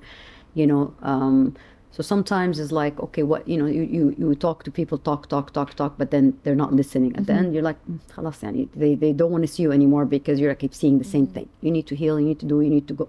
At no the one's end, gonna change if they don't want to. But then at the end, you're like, okay, it's not, what is it about me that I'm trying to fix them again? Is it like I'm trying to, I'm like, خلاص, I tried my best. Stop this guilt, because guilt and shame are one of the most intrinsic forces that for a lot of us. Okay. We grew up in houses where they kind of yes, they guilt you into. They guilt you for, with shame. Tactic. Yeah, well, guilt, and it's heavier than shame. Sorry, shame is heavier than guilt, because yes. Because the shame is like you become to believe that you are intrinsically bad. Okay. You know, guilt is like I did something, oh, I feel guilty about it. You know what I mean? So that's one of the things. So these you know, so the choices of, because of the trauma, the choices of a partner is not as it's not coming from a place of awareness of, because if you don't know yourself aslan, how are you going to choose someone that will, You know, like you're not coming from a place like, I know what I want. But that's so scary. Then how do you go about choosing the right partner? Like, especially if you don't know that you have these triggers. Yes, but I'll tell you something, Tulin. Well, this is the thing. Yani, we as human beings, we need to invest in ourselves. We read, you don't have to go to therapy, but read, be aware. There's so many things out there. Yani, the thing that I noticed is very, very neglected. Like in schools, you know, there's no, in schools, there should be a subject where it is about how to deal with worry, how to deal when someone does something, how do you deal with if I'm feeling low, how, you know, we need these even for children, you know, anxiety, worry. No, especially important. for children. Yes, exactly. You start off from that age. Then we should don't wait till it's too late. Exactly. It's never too late. Exactly. But I mean, like, don't wait until all of these bad habits have been cemented. Exactly. At uni, there was a group of ladies that graduated a couple of years before me. They did a pilot, and then having a school curriculum run by psychologists, not teachers, because you need to be so interesting. And they were doing it for different age groups, and it was very, very effective because people need to understand. I would imagine it would be. Yes, because the common mental health disorders are anxiety and depression, because they're common, so it's very prominent. So again, so we need to learn about this, about our emotions, about our feelings, then we need to learn about communication. How do we speak? How do we, you know? Then we need to know about relationships, you know. Relationships is not a given. Sex is not a given. Having kids is not a given. Raising kids is not a given. We are living in a very complex world. It's not like 50 years ago where things were just more easier. You know, there's no influence of social media. Social media's influence is horrid. You know, for kids, it just pollutes their brain. They're exposed to things. Brain. Imagine kids. This is where is it like in Sweden or somewhere like they're not allowed to have phones until they're 13 or 16. But even that, honestly, that's when I got my phone. But that's good. But like, we didn't have like Instagram. Our phones were like flip phones. Exactly, there was no social media. And so they are exposed to so many things. So again, we go back to how do we, you know, we need to educate ourselves. Let's not take everything as just like the herd, you know, okay. Yeah. You know, even with raising kids nowadays. Go to school, go to university, get married, have kids. No, stop that. Stop. We are in a time that we need to learn. We need to be aware. You know, there's so many books. There's so many lectures. You know, I think now it's like we need to take accountability for ourselves. I agree. You know, again, another thing that always for the Quran is like, you know, accountability is you know, when you say yes, you know, I did this, you know. I did this. Again, it's like to fix yes, this. exactly. It's like accountability, you know. So when I have accountability, it's not about, I'm going to get punished. No, accountability, then I can do something about it. I am capable of doing something about it, you know. In a way, it gives you your power back. Exactly. It's like, stop living in this victim mindset and like take ownership of everything. Exactly. I mean, we no longer, again, we no longer can say we didn't know because it's all there. So it's a choice. People are also pointing it out. So it is a choice if you feel you are important enough to want to be a part of your own satisfying life moving forward, at least. You know, you want to have a life satisfaction. If you want to have, you know, a satisfaction in your relationship, read about relation. No, it's not a walk in the park. And then it's not really about the white dress. No, it's not. And that's the easiest bit, because life will happen. It's two people with their own baggage coming together to make making their own family. So it's two people with their baggages. So if these two baggages are completely off, with these two baggages, I don't understand this person, I don't know how to deal with this person, and vice versa, I don't have a voice. Yes. It's especially these days, people are so exposed, they see things and they're like, we want to live like this. I mean, it's all facade, of course. That's the thing, the wedding is one day. Yeah, marriage the romance. Is hopefully a lifetime. Yes, and with psychosexual health, and in psychosexual health, it's really lovely. I do pre-marriage courses for the couple, and that's been so beautiful, because a lot of the couples that I worked with, they're like, it's like 10 hours with both of them, and then each one separately, like, wow, we really did not think marriage was that complex, you know. And we were just talking about intimacy. It's not like, I'm not a couple therapist in that way. I was just literally talking about intimacy and what is intimacy and how it's important. Like, we didn't even think about it. We didn't know anything about it. So we're so happy, because I get a lot of clients after marriage. They have unconsummated marriages for 2-3 years, and these are people. Wow. And some I'm people, surprised to hear that. yes, and some people, it's like they've known each other. Their engagement was long, for 2 years or something. So it's not like the traditional, they see each other once and then they get married. No, so just because a lot of people like, oh, maybe it's because like they don't know it. No, I mean, there's sometimes the engagement was long, so again, and still that happens because it's just, we're not aware of how important intimacy is and the marital relationship for us as human beings and physiologically. And this is where my work in psychosexual health, psychosexual dysfunctions, it is in the DSM-5, we have a it's a diagnostic manual by the American Psychological Association, or the ICD-11, which is the World Health Organization, have a book to diagnose diseases and mental health. So the psychosexual dysfunctions, it is a specialty that is, I'm not a sex educator, I'm a psychosexual specialist. So I work with the dysfunctions that are non-organic. So what does that mean? Vaginismus, fear of consummating relationships, and loss of sexual drive, erectile dysfunction, premature ejaculation, that are not non-organic. So it's not physiological. It's mental? It's psychological. Okay. Yes. So I work with these, and I love that specialty if we're talking about God putting things in your way. When I was... Interesting how you're tying it there. Yes, because I love it, because people say, why did you choose this, I'm like, I didn't choose it. It chose me. God chose me to do this. It's like, what are you talking about? And I love the story, because I love living my life like that, just being for ashya, subhanallah, you just being open to it. In the third year of specialty, we do 6 months of work in the NHS. And my doctor, I did it in King's College, the Institute of Psychology, Psychiatry, and Neuroscience. So I was in the NHS 6 months. You have to work across the lifespan: children, adolescents, older adults, and neurodivergency. And then you specialize the last year. So I was thinking, what do I specialize? Eating disorders, personality disorders. I thought, no, I'll specialize complex trauma. And then I wanted to specialize Alzheimer's dementia, because it's a niche here. We don't have... I spoke to this wonderful neurosurgeon. He's like, yeah, I need somebody while I'm doing surgeries. You could talk to the clients. Grey's Anatomy. This is like and traumatic brain injury, because a lot of personality changes happen. So we're like, okay, that would have been my last 6 months and it was 6-7 months for the trauma, and then 6-7 months for this one. And I was going to start March 2020. In King's College Hospital, because it's traumatic brain injury, and we needed machines and stuff. Then what happened? طبعا COVID hit. London closed down that time. So the doctor was very interested, because he's like, oh, I wanted to do cross-cultural research on brain, and with you from Saudi, moving forward. He's a lovely professor. So I'm like, okay. And he's like, okay, can we wait until the COVID? Let's see what this COVID is. So the first week, second week, third week, I'm like, okay, we're going to finish the program. I need to be working. I need to have the specialty. The time is ready. Yes. And they're like, okay, let's wait. We cannot, because we are closing down the hospital as for visitors, and we're doing it for COVID. So you cannot. I'm like, and all the other things, the specialties, and we signed up for them from a year ago. Me and my colleagues. So there wasn't things that were open. And they're like, do this, do that. I'm like, I'm not going to do a one-on-one training. This is the specialty. I need to have something. I'm like, okay. And then I started praying on it. God, please, it has to be niche. It has to be niche. And I know what's here, what's not here. I don't want to do generic. I want to do niche. That's why I went to specialize for things that are niche. Yes. What?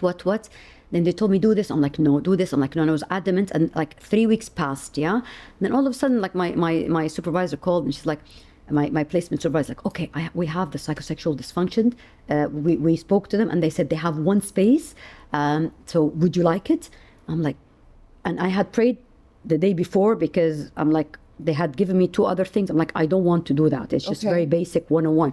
So I'm like, please, God. And the next day it came up. I'm like, It's a sign. Yes, I'm like, it's a sign, because of course they gave us about 4 hours intro, because they give us, for the specialty, they give us 4 or 5 hours of intro of the different specialties, working with cancer patient, working with, like, it's a very lovely program that you specialize in very, very niche things. And it came up the psychosexual, the doctor came, and you're like, this is it, this is the one. No, it was it was interesting when we did the course. Well, it's definitely niche. When we did the course, it was very interesting, So when it came up, I'm like, okay, I just prayed on it. So this is definitely niche, and probably God chose the right person for the right job. I'm not embarrassed from talking about things that are humanly human, like God created in us our sexual interests, our sexual body, our sexual desire, and for a great purpose, which is to connect, to have, to نعمر الدنيا, يعني to have, to keep the human race going. So it's but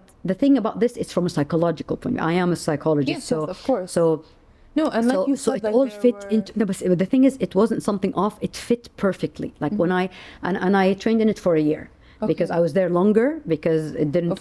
Because COVID, and here they didn't open. I was still doing my thesis, so I told them, "Can I stay longer?" Like, yeah, of course. We're very happy you're here. I trained in it for a year, and I love it because it's all about your sense of body, who you are as a female, what the culture told you, what did your family told you about love and affection and attention. I mean, a lot of the work is not about sex at all. It's all about who you are as a woman or a man, and what does it mean to be engaging with another person, and to what did the culture tell you, what do you hear, what the voices. So this is what we work on. Which I assume here is something that is very much needed, because I don't think it's something that any of us were raised. Exactly. But even talking with people talking about this. So I think a lot of couples go into marriage not knowing much, like you said, and then after seeing you, they're like, oh. Yeah, exactly. We didn't know. Exactly. Nobody. Yeah, exactly. We all didn't know anything about it. Exactly. When I trained in England, so also in England, it doesn't matter, women are women, men are men, and the education, even if they have it, if it's not psychosexual, if it's basic, it's all about psychology. Yeah.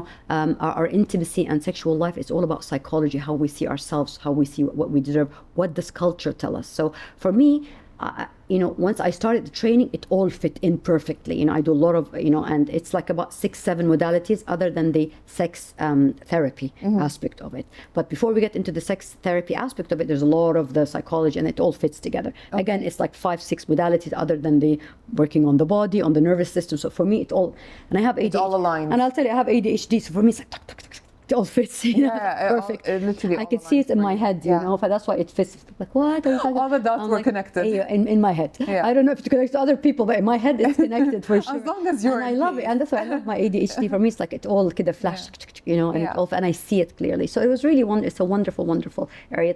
I got into psychosexual education because it's very important. So this is where I do. My Instagram account is just for like awareness. And if I go on podcasts specifically about this, I talk about it, psychosexual health, as an awareness. I'm curious. What is the thing that is most often misunderstood when it comes to this field, or what is like also something that is a reoccurring misunderstanding that you see that maybe you've experienced with in terms of like comments you've gotten from your own clients? You know? Well, when people think in general, sex education. Oh, sex education, that this class is going to teach them about having sex. They leave everything and but sex education is bigger than that. Actually, the word sex, we see it everywhere on forums. Name, nationality, sex. Male, female. But sex education starts off with educating the child about their body being female and being male. طبعا according to their age group, their anatomy, their hormones as they grow, the girls, and the boys, their puberty, the period. All of this is the sex of it. All of this is sex education. Yes. It's your sex as a female, your sex as a male, your body. So the actual sexual relationship, that's not what there's such a much bigger. That one you talk about it when the man or a woman are an age where they're getting married, or but people think, oh, sex education, they're going to talk about the intimate relationship. And then and then they don't talk about anything. But no, it's bigger than that. And they're like, hey, haram, don't cover up. You know, oh my God, what's wrong with? Oh, you know, you know, again, for the body is being shamed, the body being covered. You know, but when you're teaching your daughter about her body as a body, she's a human being as her body, just like as an actual physical body, what is going with the puberty, on with your body. exactly, puberty, hormones is very important. How to wash her body, how to, you know, whatever, you know, even that is not, some girls are not taught how to really clean themselves, how to, that is really, I feel it's the right of every girl and boy to understand this from a biology. So I tell people, you know, I tell them, hey, people, we're talking about biology here. We're talking about biology here. It's not shameful. It's nothing dirty. It's just per age. Yes. Yeah, you add to it per age. You know. So again, for this is where, and the more you teach them about, then you teach them about privacy and things like that. You're actually protecting them. You know. For that's that. As adults, the things I hear is the cognitive dissonance, we call it. Okay. That especially with women. What is that? We grow up in societies or conservative societies where, again, the female and her body is kind of shamed in a way or oppressed in a way out of fear or worry maybe. But that's not correct, which is like, cover up, don't look at your body in the mirror, don't, you know, be careful. All the thing that the guy wants from you is one thing, and then he's going to use you, and then he's going to throw you. A man, one thing he wants is this, so don't give this to a man, you know. In different, and they say it in different ways. No, but it's fear mongering. It's fear mongering. Okay, so what are you telling this girl? You're telling this girl that the body is bad and not good, and you know, or they might say negative comments on TV, مثلا, if the women are very feminine, look at her, you know, very feminine, look at her, what she's wearing, look at her. It's like you're either too feminine or too much of a tomboy, or you're too strong or you're too weak. But that consensus of like, you know, the feminine is like an X, it's like it's something not good, not bad, or she's not a good person if she's that feminine. The opposite though, that she's too feminine, that's a good thing, but if she's not feminine enough, that's when it's a bad thing. Like, what do you mean by too feminine? Like if I don't know, myself, if swaying or moving or dancing or belly dancing, that this is like it's and it's قلة أدب ولا عيب ولا, you know, like let's say extra, it's not sultry or flirty. I mean, belly dancing is fun, but you know, like they so the feminine itself is being X'd as in, you know, or enjoying laughing, you know, like, oh, look at her, how she's laughing, and she's, you know, for example, being like loud, proper girls don't exactly. Again, what are you saying in all of this? You're saying that the body is not good, the voice is not good, that the women, you know, and the woman who is expressive, then she's a bad person, then men would look at her in the wrong way, you know.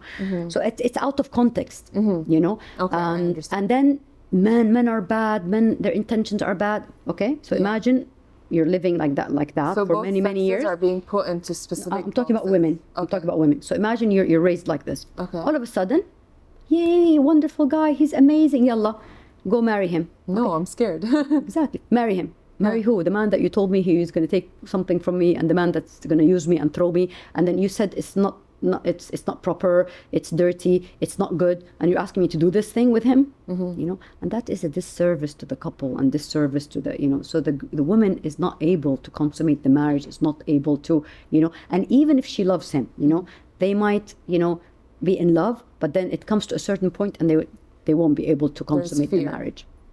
So everything closes up. The body closes up, the mind closes up, and some couples stay for years unconsummated, and they have this shame, and they cannot go talk about it. And they don't know who to talk about it. Some of them were shamed by the doctors, medical doctors, you know. Really? Like, yeah. Some of them like, what is this? Dala. No. All the girls did it. Why you? So you're just being medalla. And they blame her. Yes, they blame the woman. Or oh, come on, if you don't give him this, he's gonna marry on you, marry another woman. Sorry. So another kind of fear mongering. Yeah, exactly. Or like, you know what? Okay, just take these pills and you'll feel numb and you'll sleep. I'm like, what is this? This is an engagement of something. God created. Feel numb, go to sleep. Yeah. What is that? That is horrible advice. I'm like, what? That's not exactly. consent. And some people did that, and she wasn't really asleep. And she was like, it was horrible. It felt like it was against my will, and she hated her husband after she got divorced.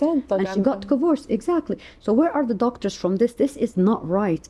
God created this beautiful bond between a man and a woman for it to walid mawadda wa rahma, kindness and love.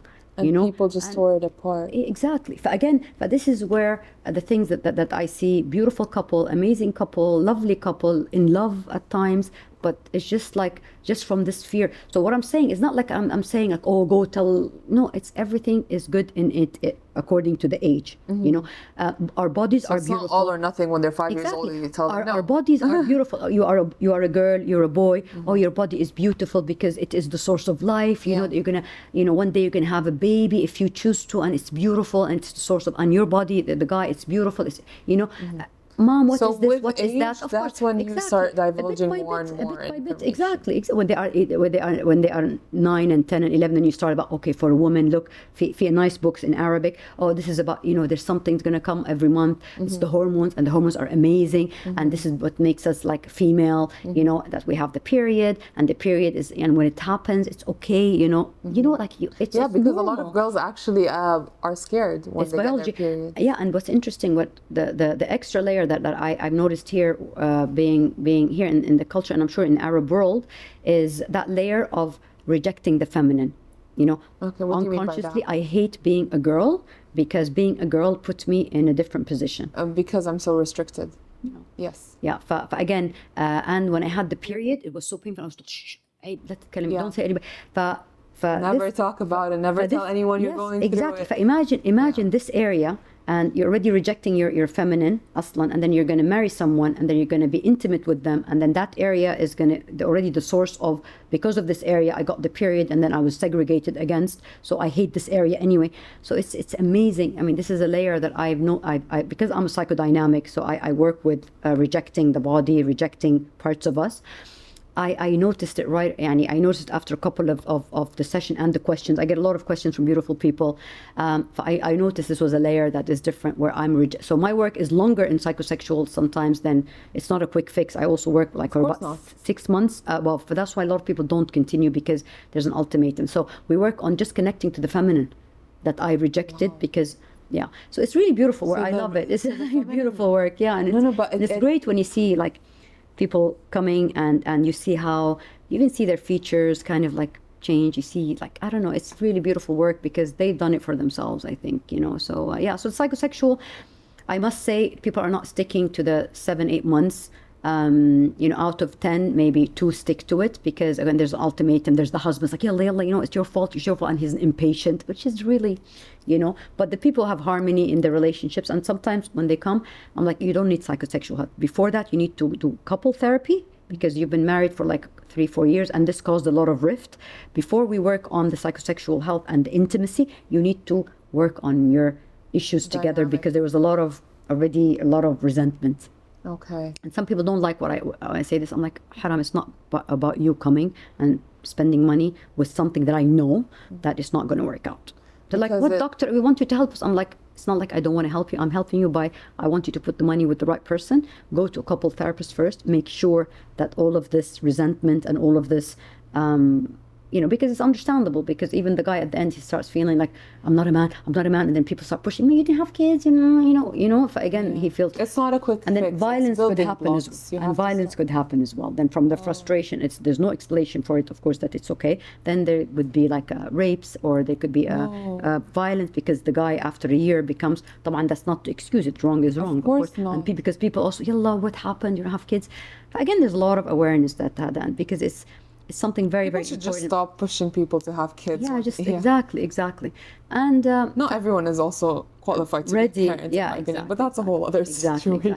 But it's an area that is very niche, and I'm very, very privileged to be able to work in it, because you are making a difference in people's lives in both cases, and with the couples that are able to continue and had good results, they had babies, and it's really nice, and their relationship became better, and and some couples, they left because actually it wasn't worth it to have a child anyway together, because actually there was a lot of resentment and it was the wrong choice. And maybe, hopefully, inshallah, they find the right partners. Better they figure that out before having kids. And also another advice that happens is like, they come to me and they're like, we haven't consummated the marriage, but we had a child. I'm like, what do you mean? And like, the doctor advised us to have a child, IVF. No. I'm like, this doctor, he's like, yeah, they were like, because it was very important for us to have they thought having a child is going to fix it. The marriage. That is Haram. never a solution. Exactly. Anyone listening, please don't have a child to fix your marriage. Exactly. But then you find the mom and the child are together and the father is even not there. Aslan, the mom and the dad's relationship became worse because there was so much disappointment, and he started to become more aggressive, and she started to become more guilt-tripping herself that what happened, you know, again, and then the child doesn't have and then we have like childhood trauma for this child. Of course.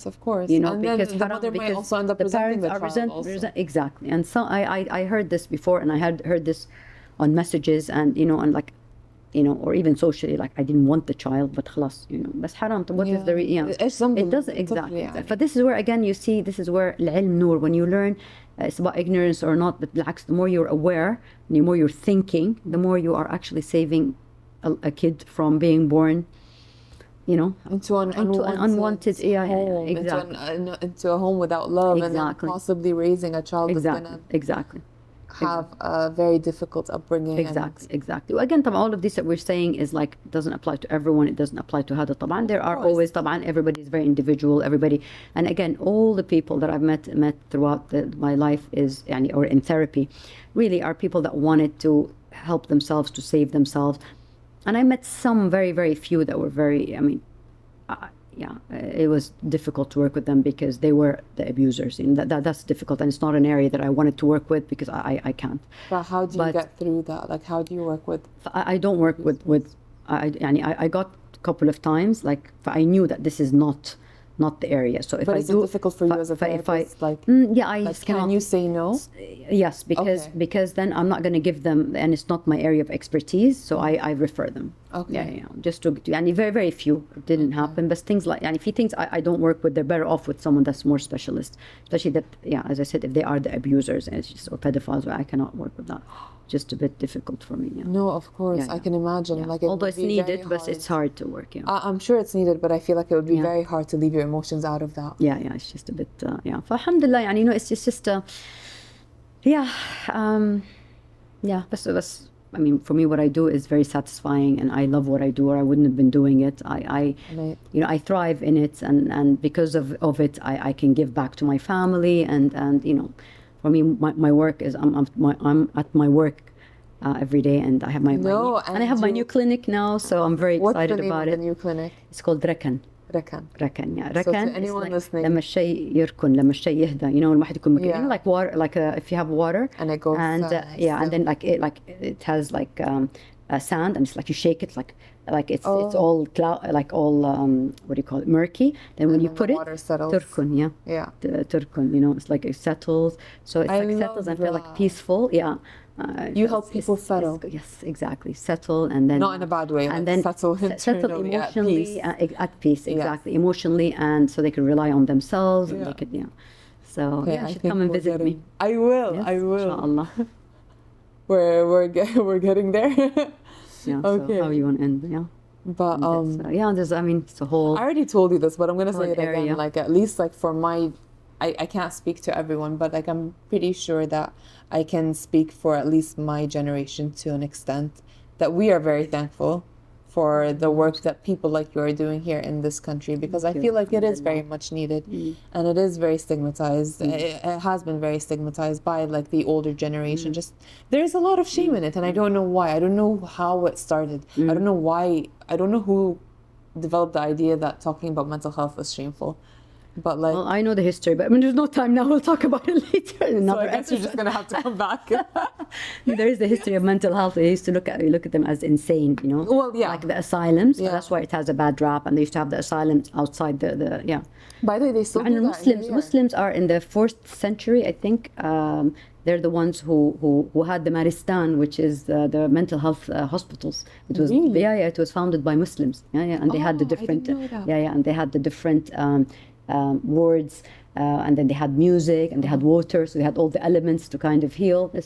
That's another story, but I didn't know that. It's called the Maristan.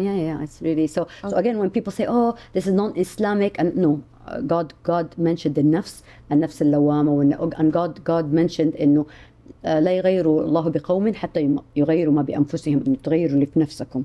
So again, and God gave us the insight, البصيرة. فبالعكس, I think it's very Islamic that we work on ourselves. I agree. And on I think our it, like you psyche, said, it's very important to know who you are and to know how to take accountability. That's what we were saying.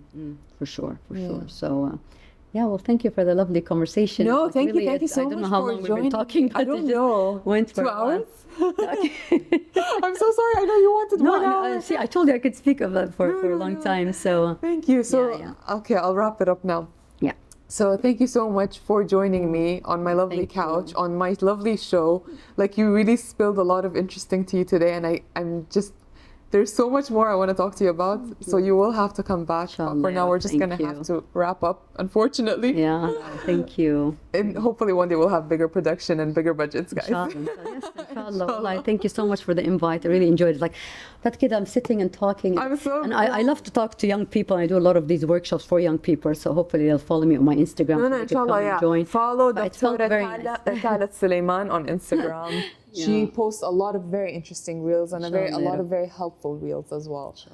Thank you, Allah, so much. It really felt very comfortable, kid. I was like, oh. I'm so happy. Thank you. Thank you to everyone tuning in. And even if you just tuned in to tune the world out, that's fine by me. Just make sure to follow, like, and subscribe, and do the works to make sure you follow Spill the Tea wherever you are.